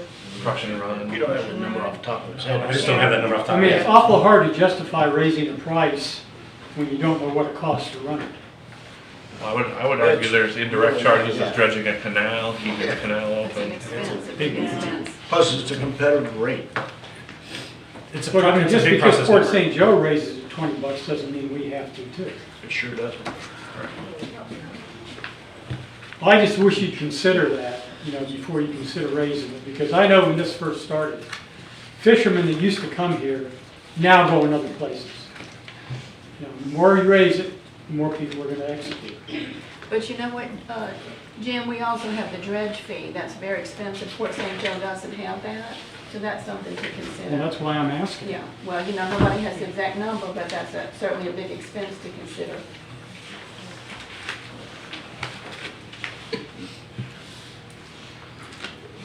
Joe Hamilton, 212 Highway 98.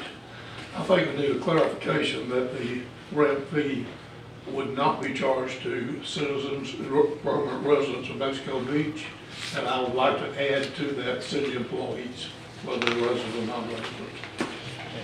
Personnel policy gives city employees a boat pass, and the exhibit shows that annual fees are free for the personnel. There is an annual fee of $100. Not for residents. Not for residents. No. Okay. It might be considered. Any other public comment? Okay, so we're gonna close the public comment, we'll move to the table. I've got one. Oh, you got one, okay, go ahead. October 2018, first week, I was the clerk. I was yelled at and told that I should be charging sales tax on the boat ramp. Started to explore it, and then Michael came. Do we know whether we need to charge sales tax for our boat launch fees? We currently do not. We're looking into processes going forward because that sparked us with that higher dollar figure. So we are looking into that. I did start that process today. And if we did find out that we need to charge sales tax, would that be in addition to the $20, or would we load it to make it even? My recommendation would be included into that $20 instead of an additional fee on top. But I'll bring back more information related to the sales tax on that as a not-for-profit. That probably wouldn't be I like to, I like to see if we couldn't at the credit card machine, see if we couldn't buy the software, we could buy the $100 permit instead of people vote on the weekend. You know what, we've been through that before. And we don't have anybody that works, not unless we down there working the boat ramp, but it would be better if they could do it. And it's a lot better online now, but a lot of people still don't do it online. It'd be better if they could buy that little sticker for $100. I don't know what the software would cost them. I'll look into a price for that. We've worked on a way where you could bypass the system and pay directly at that machine. It's just not implemented yet. We added it on the website like you mentioned, so I will definitely look at it. That'd be better for being a At the time of purchase, it added an additional $3,500 for another reel of tickets, so I can look into that and bring it back to you. Because now $100 would be 5 trips to the boat ramp instead of 10 trips to the boat ramp. So I think a boater that, when they're not here, would not go have the $100 and we had to. So, to me, but we gotta have the software for it. Understood. If it's okay. I'll bring that back for you guys for review. I'd like to make a motion that we increase the daily boat ramp permit fee from $10 per day to $20 per day. Make the motion of the resolution. No, resolution. I was gonna say, I think I need to close the table. Make a resolution to Open increase for the motion. daily boat ramp. I'll second. Okay. Have we got that far? Go ahead, Ms. Miller. So would that be effective immediately, and that way SNAP receives in June the 1st, that would come into play? Yeah, yes, ma'am. With your direction, we'll start moving on tomorrow on what we have to do. Okay, we have a first and a second. Tammy? Mr. Smith? Yes. Ms. Miller? Yes. Mr. Welly? Yes. Mr. Wolf? Yes. Ms. Hamilton? Yes. I'll keep you on the loop as we finish that process.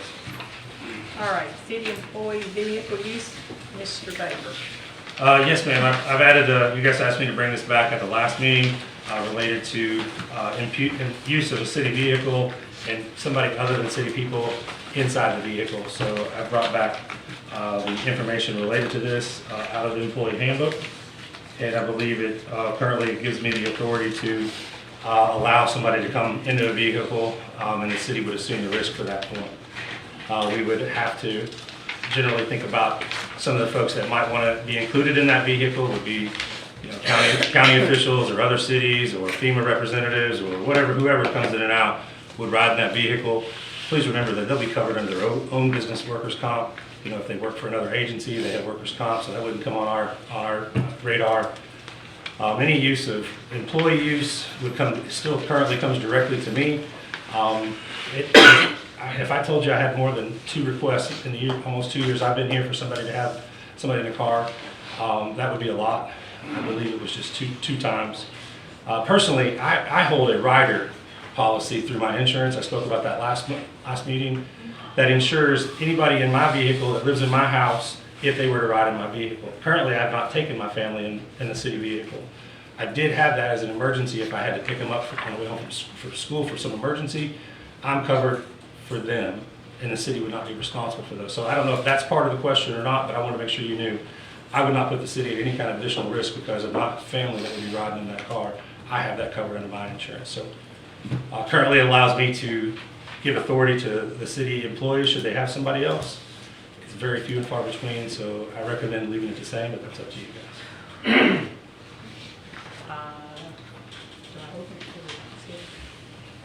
Any comments from the city? Citizens, excuse me. Oh, I'm sorry. Yeah. Was there? It's not a vote. It wasn't a vote. That's all I was saying. It wasn't a voting item. It was. You're welcome. I'm sorry. You're the chair. Well, I just want to. I want to say why we had this come before us. Why I brought it up last time. Because I did look at the old policy and then the new policy in this handbook, and I was like curious as because everybody I've ever worked for, if you got into a vehicle, you drove a company vehicle, you were not allowed to have anyone else in it because it was a liability for like the university I work for. I couldn't have anybody in because it makes it a liability. So I contacted the insurance company just to make sure that there was no liability for the city if someone is in that vehicle. And what they said, this is kind of like you, it would be that person's insurance that would be responsible. Our insurance would not be responsible. But then that opens us up for litigation, for being sued if somebody is in that vehicle. So that's why I had it come to, had that question. So we didn't formally have anybody riding in the city vehicles. And then it changed in the book to the city administrator could allow for that. And I just am very concerned that that would open up us up to being liable for someone's life. Last meeting when this came up, I paused because I wanted to read some more because I wrote the personnel policy in 2016. And I have a copy of it, and it says exactly what this one says. So this isn't new. This is the cut and pasted pages from the employee personnel policy of 2016. The only thing that changed was under number B, or letter B, letter 3, instead of it saying with all authorized drivers and passengers must wear seatbelts, it says all. The word with was removed. That's it. The administrator always had the authority to give, approve other people at their discretion, and that's in the 2016 handbook. So I heard several people tell me today, it just happened last fall, and that is not the case. So this was not what I had, I don't think, and I didn't bring it. And I made no changes to that in the employee handbook. Under care of vehicles, the identification mark on vehicles was removed from then to now, but that's in a different section.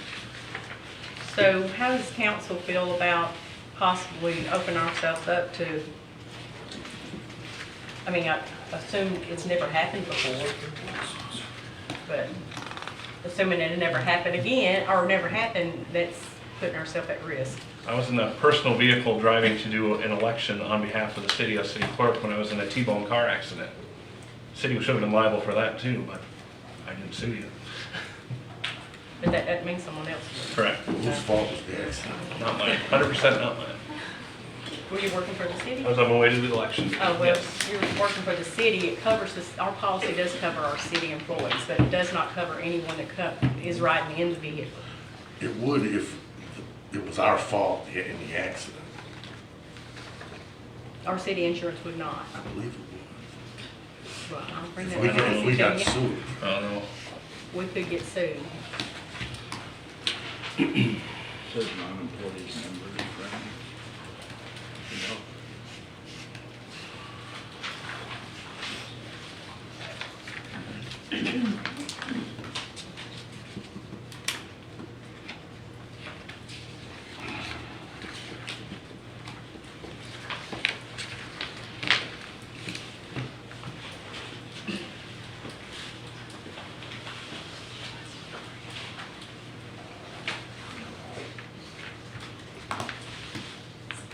Okay. So I had asked that it go back to the old policy where, that we could not, the one I seen, and I hadn't had a chance to read this, it just handed out, but that there should not be anybody other than an employee in a city vehicle. That's what it says, Which number is that? right here. Oh, Non-employees. one down from where I was reading, okay. Non-employees, family members, friends may not be in the vehicle. That's my new policy as well. Okay, but it says somewhere it said that he could approve those. That's Right why- here. Unless, Unless authorized, yeah, so that was added, right? Yeah, that's what okay, that is what I seen, okay. I just want to make sure I was on the same page. And that is what I seen, and that's why I brought it to the table. So I think my suggestion was to go back to the old policy that the city administrator could not authorize it, and it would just be no employee, nobody other than the employee in the city vehicle.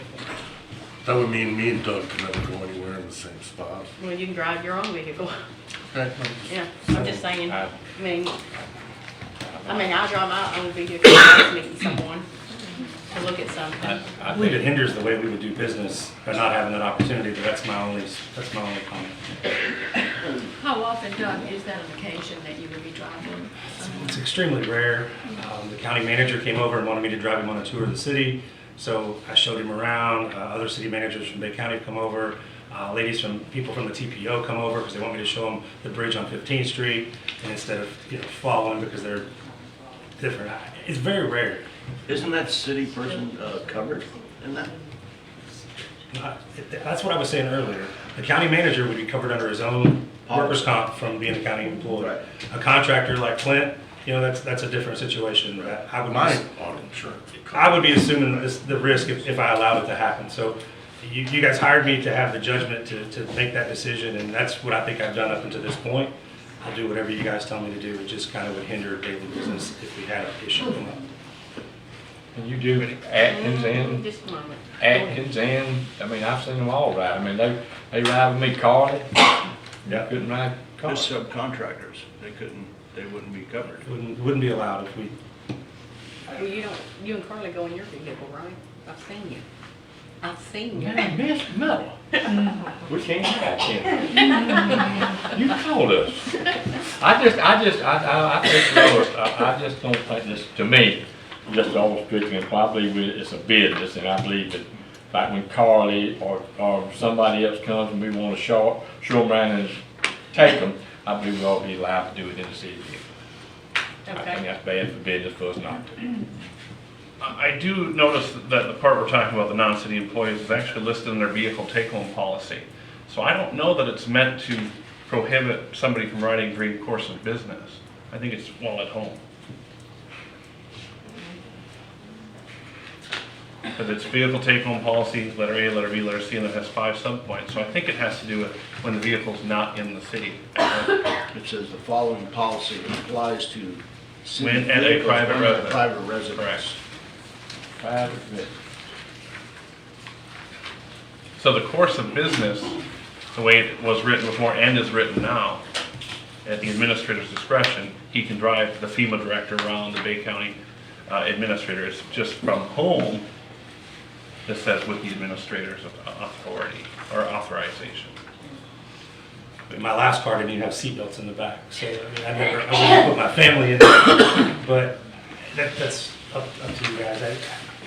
I wouldn't. I just don't want to put our city at risk for any lawsuits if somebody's in the vehicle that's not an employee. And in fact, Tammy and I talked about a trip that I'm going to make, and she asked if I was going to take a city vehicle, and I said, well, if my husband goes, I'll probably just drive my own car. So I would never put anybody, I mean, that's a policy I always went by for a business, any business. You know. So, any directions? I would like to say that we protect ourselves as a city and no one other than city employees be in city vehicles unless doing business with the city, I guess, business entity such as he talks about. But that would be inside the city limits during our business hours. What you think? Well, I can't see a FEMA guy coming down there and just jumping in the car with him and go see something that's wrong. I mean, is that, you trying to eliminate that? No. No, that would be okay. Yeah, that's what I'm saying. So You know, we're I just don't saying, understand- other than employees, Other than employees that, well, this was. no the take home. subcontractors? This was take home.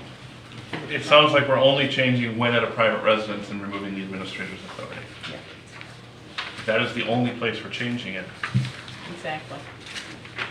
So in other words, when the vehicle's not being used here on premises for business, there should be no one other than the employee.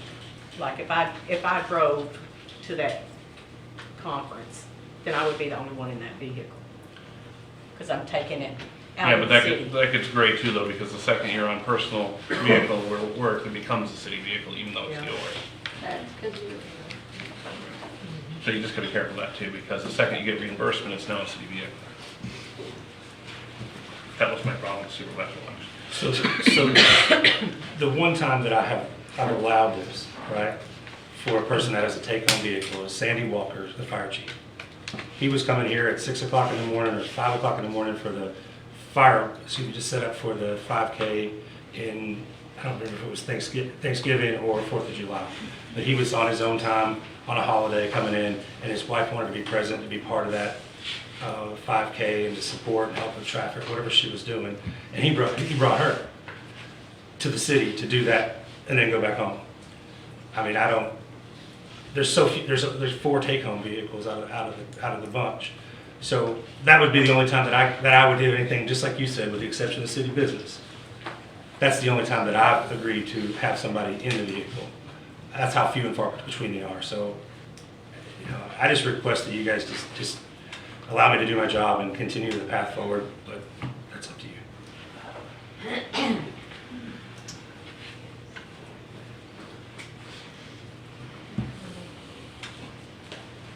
I don't think we're preventing you from doing your job in any form or fashion by removing it from the take-home vehicle. Any other comments? So the only thing that would have limited you to, you would have to tell Sandy he has to let his wife drive her own car. Sure. I don't think that's asking much of an ask, so.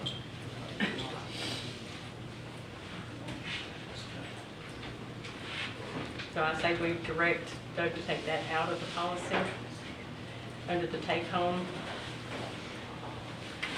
vehicle. That's too much gray hair for me, my hand, for me. Yes. So, I mean, one says one says another one, city We policies. could do a vote. I can open for a motion to We will. take the wording from the take-home vehicle. Regardless, I think we need a motion. Yeah, I was gonna say, well, I can open for a motion. I think Miss Mel. Miss Mel. I didn't mean that. Make a phone call. It's time to go. Sorry.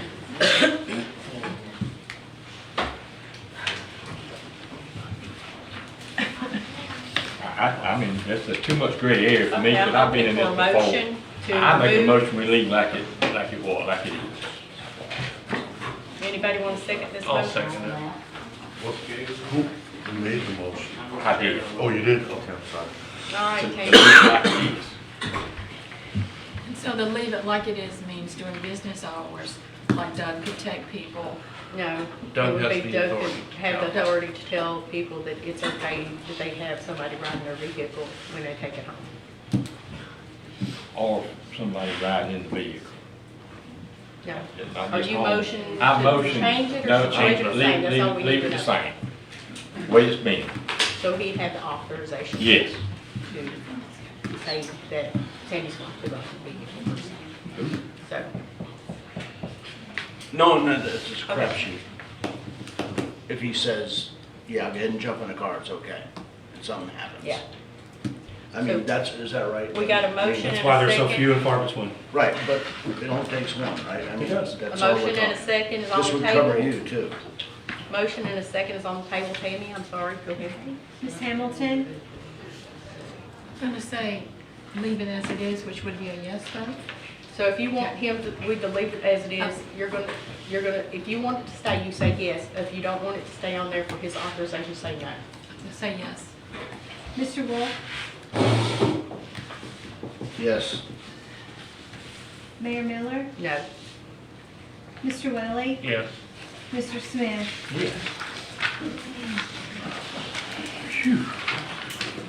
Okay. Purchase authority, city administrator purchasing authority, Mr. Baker. Yes, ma'am, you asked me, at the last meeting, the council asked me to bring back for review the city administrator's purchasing authority. Currently, the staff believes the existing threshold of $10,000 for budgeted expenditures is needed for efficient operation of the city. Costs have been continuing to increase exponentially over the years. By lowering these purchasing thresholds, the city will only be able to purchase necessary items 24 times a year, resulting in significant slower purchasing process. The attached survey of similar purchasing thresholds shows that the city's $10,000 limit is in line with other municipalities. I've attached that spreadsheet as well to show what the rest of the surrounding areas are doing. Just please remember that the $10,000 limit also includes proper bidding and written quotes that you have to get for that dollar figure. It's not just willy-nilly buy it. You have to have 3 written quotes or attempt to get 3 written quotes for those purchases up to that threshold. Anything from $10,000 to $15,000 has to come to the council for immediate approval before we can buy it, not after the fact. Anything over $15,000 per our policy has to go out for RFP. That one is different for other agencies, but budgeted items for under $10,000 will go through normal purchasing policies that we have established and we can continue to operate in business. Okay, so I have a question, and just for my clarity. The contract said that the city administrator had the $3,000 for general funds and then the $5,000 for enterprise. Can you give us an idea of where you spend the $10,000, what would be considered okay under, let's say, general funds, and then tell me what under enterprise may be? So general funds, for example, like when Tommy needs more dredge hose, that's $7,500. That item was obviously put in the budget that we'd have to purchase that item. So that item would be coming to council for approval every time. That's a general fund one option, right? A box of meters 2-inch meters could cost anywhere from, $8,000 and up for the enterprise fund for the water and sewer department. Those items would come here over $5,000. You would be, the council, there's a lot of council conversation about oversight. That's why you guys have the right, two signatures on every check. It goes through the process of review to get to that point. Those items are always flagged. Those higher dollar items that get close to that $10,000 number are flagged by the auditors, and we have to show backup, and we have to show proof of bids and all those type of things that we did properly before we purchase those items. So that's just part of our purchasing policy that we have. And I asked to have it moved up a year and something ago, and it was moved up. I apologize, it wasn't changed in my job description. That hasn't been reposted, so it didn't get reviewed. But the council at that time approved that threshold as long as I follow bidding requirements, purchasing requirements. So just want to be clear about that. It's not just go spend 10 grand. It's you have to get quotes, competitive quotes, and then you have to review those and make a decision on those. And anything above that threshold of 10,000 would come to you guys for review. If it was something out of the ordinary that we've never had before, that would come for you guys for review. Even if it's under 10 grand, if it's something that we never thought about buying $5,000 worth of crush and run to put in that parking lot that we're trying to develop over there next to Parker Park. That would be something that wasn't a budgeted item because we didn't know about that parking lot, so that would come to you, whatever that dollar figure is. So just know that dollar allows us to keep things moving at a better pace. You can't split up items to beat that number. If I have to order $10,000 worth of something, I have to order 10,000. I can't say, okay, only give me 9,500 and then I'll do another order for 4,500. I can't do that. That's illegal. So those kind of things are out there for us in our purchasing policy.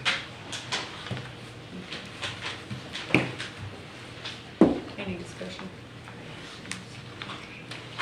It does seem like when we do the city comparison, and I'm thinking maybe Callaway would be pretty comparable to us, they do have a $10,000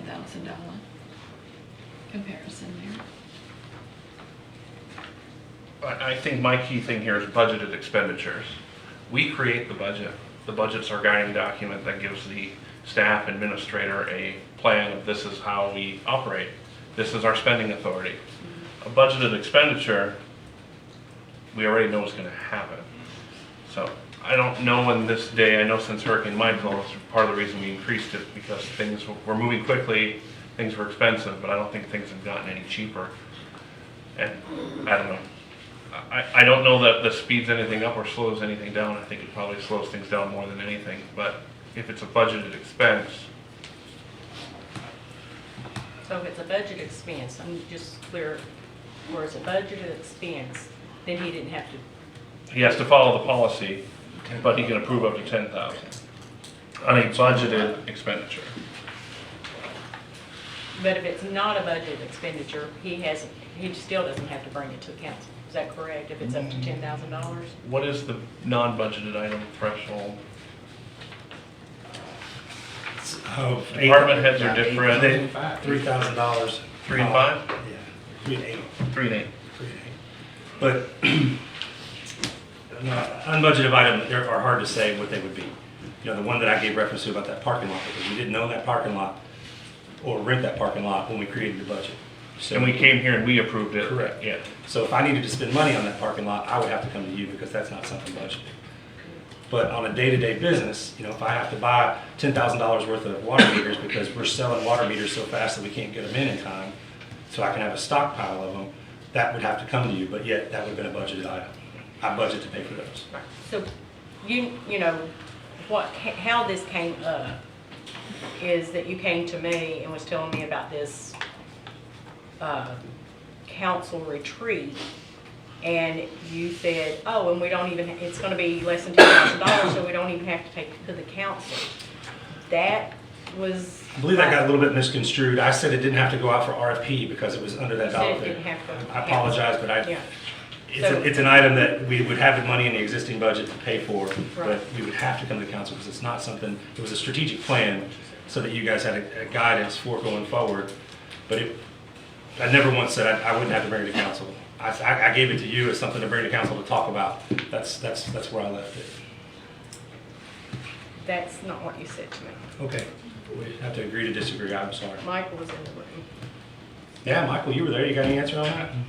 You gave me the proposal to give to her. I did, it was a quote for future planning, but I support everything Mr. Faber said. Said what? I do support Mr. Faber's statement.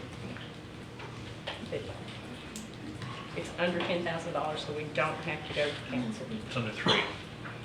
It's 10,000. It was 9, well, it actually was over 10,000 when I added it up, but anyway, that's why it came forward. And I'm like, and then I went back and started looking, and I seen, all right, the previous council did up it to $10,000 shortly after Mr. Weber got here. And I do remember that it was, I just think we have a real issue with spending, and our audits are showing that we have, some control issues, and how do we control our spending? Ma'am, I'm under budget. We bring to you every month a monthly report from the finance department to show where we are in line. We did a 6-month review that shows where we are. You guys have oversight of that, and that is clear by what we bring to you to show you where we stand in the budget. So I've actually put $650,000 of unexpected revenue into the budget, so I continue to add money for the city that I'm not allowed to spend. That money goes into our reserves. So I just find it hard to believe that if I was over budget and asking for money all the time, then that's a different situation, but I'm not. Well, again, not being able to see what expenditures we're having yet, so I'll leave it up to the council. Doug, you're gonna live by these rules. 100%. 100%. So in the case with the mayor, that's the question between the two of you being confused or something, I don't know. But these are the rules you live by. Yes, sir. So if you live by these rules, they're in line with the other cities. I don't see why we shouldn't go forward. We have to get access to drill. I understand that too. Yeah, I think so. I think if we have access, I think this would be a moot point at most, and we can, and I would like to say, just when we're on the subject, and this might not be the right time, but being you are my pro tem, I would like to request that the checks being signed is the one, either mine or your signatures on the check, that it's not to other council. And that's so that we can monitor what checks are being signed, because I have been signing all of them, and I have been looking at what the expenditures are. I looked at the POs, and, I see, multiple times, and I talked to Tommy about it with, and I think it's important for the council to monitor our funds. It's their money. It is important for the council, so all 5 of us have that authority. Yeah, So we did vote for the 5 of us. That's If what I we're was- into the software, it might be a moot point again. Right. But, I think signing the checks are important, because you do have to see what's there. Well, any manager that has signed a check, what Ms. Mayor Miller just said is true. I mean, if we're signing a check, we need to know what we're signing. What we're signing, yeah. I mean, it just And I'm can't sure- be, okay, go off, just because it's under these limits. We Right. have to verify what we're signing for. Yeah, I agree. So, anyway.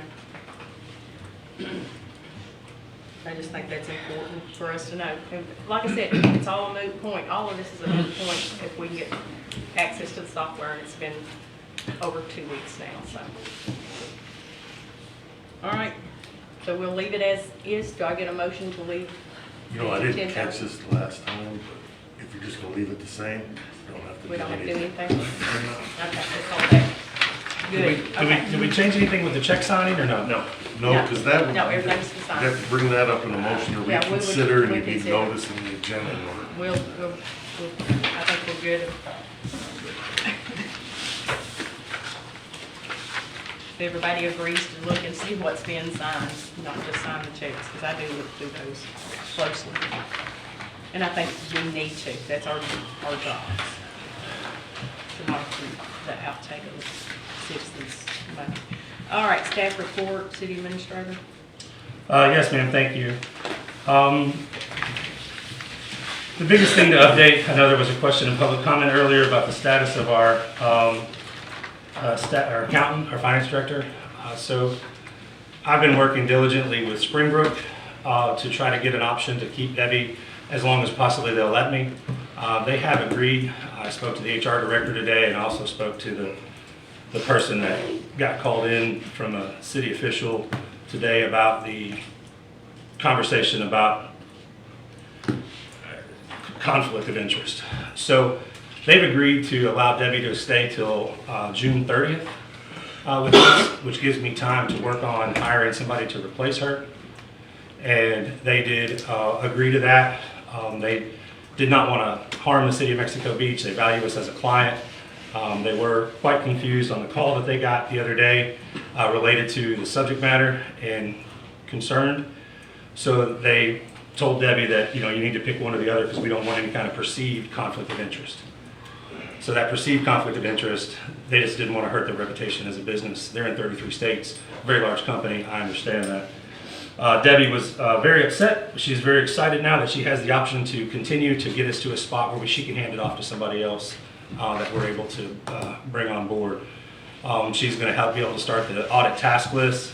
She's going to be able to have all those items ready for me for the budget presentations during this time. And she'll also be able to work with a person that I select to kind of take over her role going forward. So that's good. That's good news for us. We do allow that continued conversation. So if there's any questions, let me know. But we are continuing with Debbie until June 30th. That's real good news. Do we know who the city official? Do we know? I mean, is it the council or a city employee or? Somebody here knows. It's an official. It's this table. So that's official means at this table? The city official would be this table. Somebody knows. Yeah. Well, I know. They related to me that Mayor Miller called them to discuss the possibility of having a conflict of interest with Debbie and the job that she was doing. So they did say that, and they said that they could not let Debbie continue based on the conversation that they had. So that's all that I know. I just found out late this afternoon when I got the agreement for the June 30th. There's no way we can get. So that was not the conversation. But at the same time, I have a call into Springbrook as well. I do too. But, I think we need to. But what did you say? Now, one more time, please. Mayor Miller was the one that called the representative Travis. That's what they told me, and they put it in writing. So they didn't like the conflict of interest, and they decided they'd ask Debbie to resign. She could either pick one job or the other. So I'm sorry to throw that at you, but she is going to continue now, and we're going to have a path forward. There's no way we can keep it till we get through the budget. No, I begged as much as I could. So I think there was a misunderstanding because I was trying to question about getting into our software. And that's my question to him. Was there something that's preventing me from getting into the software? I got an email last week that our logins were set up and to come set it up. Yeah, and this was prior to that. That was Wednesday of Because last we were week. still This was trying to Friday. get in. Yeah, this was Friday. Friday afternoon. And Wednesday when that email came out. Well, I didn't talk to him Friday afternoon. That was like earlier, like before everything. But nothing was said of conflict for Debbie. Well, that's what they said. So we do lose on Debbie. No, I'll talk to Springbrook. I don't think it's necessary, ma'am, but we do have a path forward to June 30th. June 30th. Because it was misconstrued or misunderstood. Can we straighten that out? We can't. I did everything I could today. They offered 2 weeks. It's really important for us to work together instead of I have having to beg for a tool to do my job with. So you did call and get somebody in trouble because you were mad at not getting the tool to do your job. That's what you just said. No, I called. We're not working together, so I called because I couldn't do my job. Well, I said that last time in the meeting. So. You're right, we are in financial trouble. We It's are. not because of our previous history, it's because of what happened on Friday. But you know know what, isn't she, I mean, she called because she had a concern. And if She they got an wanted answer to here. interpret that as a conflict of interest, then, you know, I'd like to further understand how do they interpret that Yeah, I conflict of want to interest? understand that too. You know, were they already aware that Debbie was our Yeah. accountant as They were, well? yes, ma'am. Okay, so they already knew she had the two jobs. The person that was called didn't know, and then got back and forth with personal phone numbers and personal emails and got very concerned that they were being scammed by somebody. They let the city determine who gets access to the system, but we decided to have Debbie step down from her role at Mexico Beach at the end of June. So they didn't have to do any of that. Debbie had already resigned, and I begged them. I'm gonna tell you that I begged them to get back to this point Well, because I had no carryover. I've been in touch with the clerk of courts from Bay County. They're gonna help us. Should I not be able to find somebody else? So that's the best I can tell you. Ever since this happened on Friday, I've been struggling to get forward path process on this, and we have that. So I just urge you guys to act through me if you don't mind. I mean, I'll be glad. I deal with each one of these contractors on a daily basis. And again, this was. This is detrimental to the city of Mexico Beach. This could have been avoided. Absolutely. 100%. Absolutely could have From the very been. beginning. If nobody told them that there was a conflict of interest with our accountant. And nobody said anything about a conflict of interest. I said, I need to know, is there anything in the back of your software that is the reason I can't see it? I think that's a fair question, and he was gonna check. And Doug, who was you talking to? So I talked to Travis's boss. He's the senior vice president of Springbrook. He reports, what he reports to the said? CEO. That's what he said. He put it in writing. They putting it, oh. I mean, it wasn't just that so-and-so said something. He put it in writing. Do you put that question in there that I was asking if there's something on the back end that No, here I have a copy. could not be seen? He said, good contacting with you and thank you for being a Springbrook client. As discussed, your mayor recently reached out to one of my sales reps asking about Debbie, her support capacity, and being able to get access to the financial system. My rep, Travis, forwarded the request to me. I got a hold of HR to tell them about the communication. But let HR know about the communication. While we let the city determine how and who gets access to the system, we did decide to have Debbie step down from her role at Mexico Beach at the end of June. I don't see anything. But Doug, do you know why we still can't get access? You have access, ma'am. But I have nobody to train you on how to use it right I understand it was away. all grayed out, that there's people that have You attempted. have to click on work. those kind of modules to go into those things. They are grayed out, but when you click on them, they go But open up. I think there's been problems with people that have tried it. It still was grayed out regardless. I'm gonna try tomorrow. I know the system like the back of my head. Yeah, there's gonna have to be some training for the people that haven't done it. I have nobody to train you right now, so I'm working through that I don't see process. anything that I said it. I didn't. So, Doug, if come June Conflict 30th, Debbie is not gonna be our accountant anymore, Yes, and you're ma'am. gonna select someone else? Yes, ma'am. What qualifications would you want from that person? Well, I have a job description set up for those folks. It talks So about are their we number of thinking a years experience. CPA, maybe a local person, or what would we think? I'm looking for somebody that's probably used Springbrook before. It's gonna be the number one thing. I look for them to be, have some kind of a degree in accounting. Mm-hmm. I figure that it's a part-time role, so that's why I work really well for a remote person. Those kind of things are what I'm looking for. I'm actively, my biggest goal this week, since Friday, was to get Debbie for a little bit longer than as of Friday at 4 o'clock. I do have a process question on this. The clerk reports to the council. The clerk was the finance director and clerk at the time when that was created. Do we want this finance person to report to us as a checks and balance? Or do we want it to report to the administrator?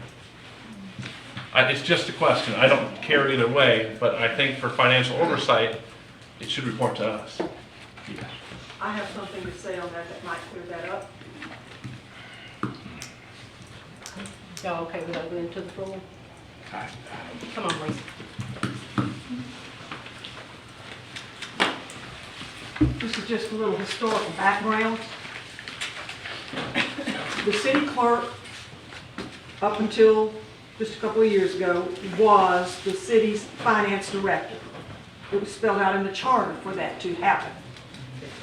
When good old Mario was here, acting as the city administrator, he convinced the council, this was in late 2019 or very early 2020, he convinced the council to split the job and take the city clerk's clerical positions and put it under a city clerk job and split off all of the financial part of that and he called it a staff accountant. The city agreed to do this. This was after the hurricane. That was the first time in the city's history that the city clerk did not handle the finances. It was a dual job. And Mario convinced the council to put that staff accountant under the city administrator. Up until that point, all of our finance directors / city clerks reported only to the city council. And the job of city clerk / finance director was completely separated from the city administrator. That worked for the city of Mexico Beach. It doesn't matter what other places do. For the city of Mexico Beach, it is vital that the person handling the money report directly to the city council. When the staff accountant position was put under the city administrator, that created a lack of transparency as perceived by the citizens, because that person did not anymore report directly to the council and give very detailed monthly reports on our finances. I urge you at this point in time to reverse what is in there now and put the finance director, whatever it's called, going forward, back as a separate position that answers only to the city council. In the city of Mexico Beach, that is the only thing that works. And this goes back to our internal controls as well, because the keys to the city and the keys to the finances should not be intertwined. The finances should be under the city council. And I do want to clarify that my call was because that we could not get into the system. I was being roadblocked. And that and the charter, once again, I go back to the charter. That is specified in the charter as part of my position as mayor. So my conversation was straightforward. We can't get into the system. That is concerning. This is my position, and that is in the charter, so that's the law. We can't change that. And that I need to make sure that there's nothing in the background. So if they assumed that there was a conflict, and that was their assumption. So is there a conflict of interest? I don't know. That'd be their assumption. That's what they needed to answer, not me. I just need to be able to see our finances. This whole council needs to follow finances. We're responsible for being the good stewards of the tax money. And that's the bottom line. And I don't think anybody can argue that. I have a whole rant on financials. You want me to do it now or in the council comments? Because it's coming. I just want to know when you want it. I think we'll let the city attorney go. Deal. So can I finish that? Okay, what else? Just a reminder that Monday is Memorial Day. All city offices will be closed. However, regular trash service will ensue for next week. There's no changes to your trash service next week. If you have a problem, please reach out to us directly. We can update you. But City Hall will be closed on Monday in observance of Memorial Day. Okay. Anything else? No, ma'am. The city attorney doesn't have anything. Okay, council, we'll start with Mr. Wood. Adrian, what do you want to do? No, I don't have anything. Lynn, Jerry. This letter sure gets me. And I think they just coming. And I didn't agree with all what Ms. Logan said either about after the hurricane, we really struggled. We went through, Adrian probably know, and how many city clerks we had, it didn't work out. Just couldn't find one, and we did split them up. And it does work. And Debbie pulled us out of the can. I agree. And now because of your phone call, we don't have Debbie. Well, we need to back up because I was roadblocked from getting into the system. Because of your phone call. Well, that's fine. I The mean, complaint was not a complaint against Debbie. It wasn't a regarding complaint. The software, so Exactly. I don't understand that. I Roadblock is a why. complaint against staff, not against software. If she's saying she was roadblocked, She was roadblocked by somebody, not the stop. I didn't say I was She I didn't didn't tell suggest them roadblock. I just said I need to know if there's anything on the back end of that I am not being able to see, or a reason I'm not being able to get this. And we did it on Friday afternoon. No, sir, it was not on Friday. It was before we even came to council the week before. Yes, it was. So, Jadron, you want to spill it? Well, my whole spiel is about financials. There's been a lot of blanket accusations tonight. I'm a little sad that the legendary Bernie Thompson has left, because I actually wanted to meet him because I followed the guy for years. But I was going to address some of his about same person signs the check, says whatever, and I think we have a misunderstanding of how our city operates. We have Debbie, who balanced the bank statements in Kentucky. She wasn't writing checks. We have somebody who gets the mail and sorts it to give to the accounting clerk, who inputs it, to get to the department head, to reconcile it, to get to Doug to sign it, and then hit print on a check. I'm a little confused about how we have one person doing everything. That's not how it works. It's pretty good in checks and balances. Now, we're small. The blanket of we're in financial trouble, we have this bad finding. We've had this finding for 10 years since I've been here. It's not going away. We're a small town. Internal controls are going to be a finding. I had it every year. The only way we got rid of it is we hired an outside accounting firm, an outside auditing firm who came in monthly and consulted and balanced and got through it and had to write things differently. That's how we got around it. But when we say we're in dire straits, we're in trouble, we have findings, we're going to lose our funding, internal controls is the most common finding. Read any audit report from any small municipality. Now we are in financial trouble. And that's because we ran off our finance director. Amen. That's all. Well, I'd like to say something. Okay, go ahead, you might as well. Connie Rice-Hamer, Maryland Boulevard. This could have all been avoided if she had not been blocked. She asked at a council meeting for her and the council to have access to that computer. And you did not let her do that. It was the following week, I guess it was on Wednesday, that she was blocked out, that she couldn't go in. No wonder she called. I have a question for the council up here. Have any of you had trouble getting financial reports that you've asked for? No. Okay. But it started on Wednesday. Okay. I've had financial reports since I've been a council member. Yeah, well. All right.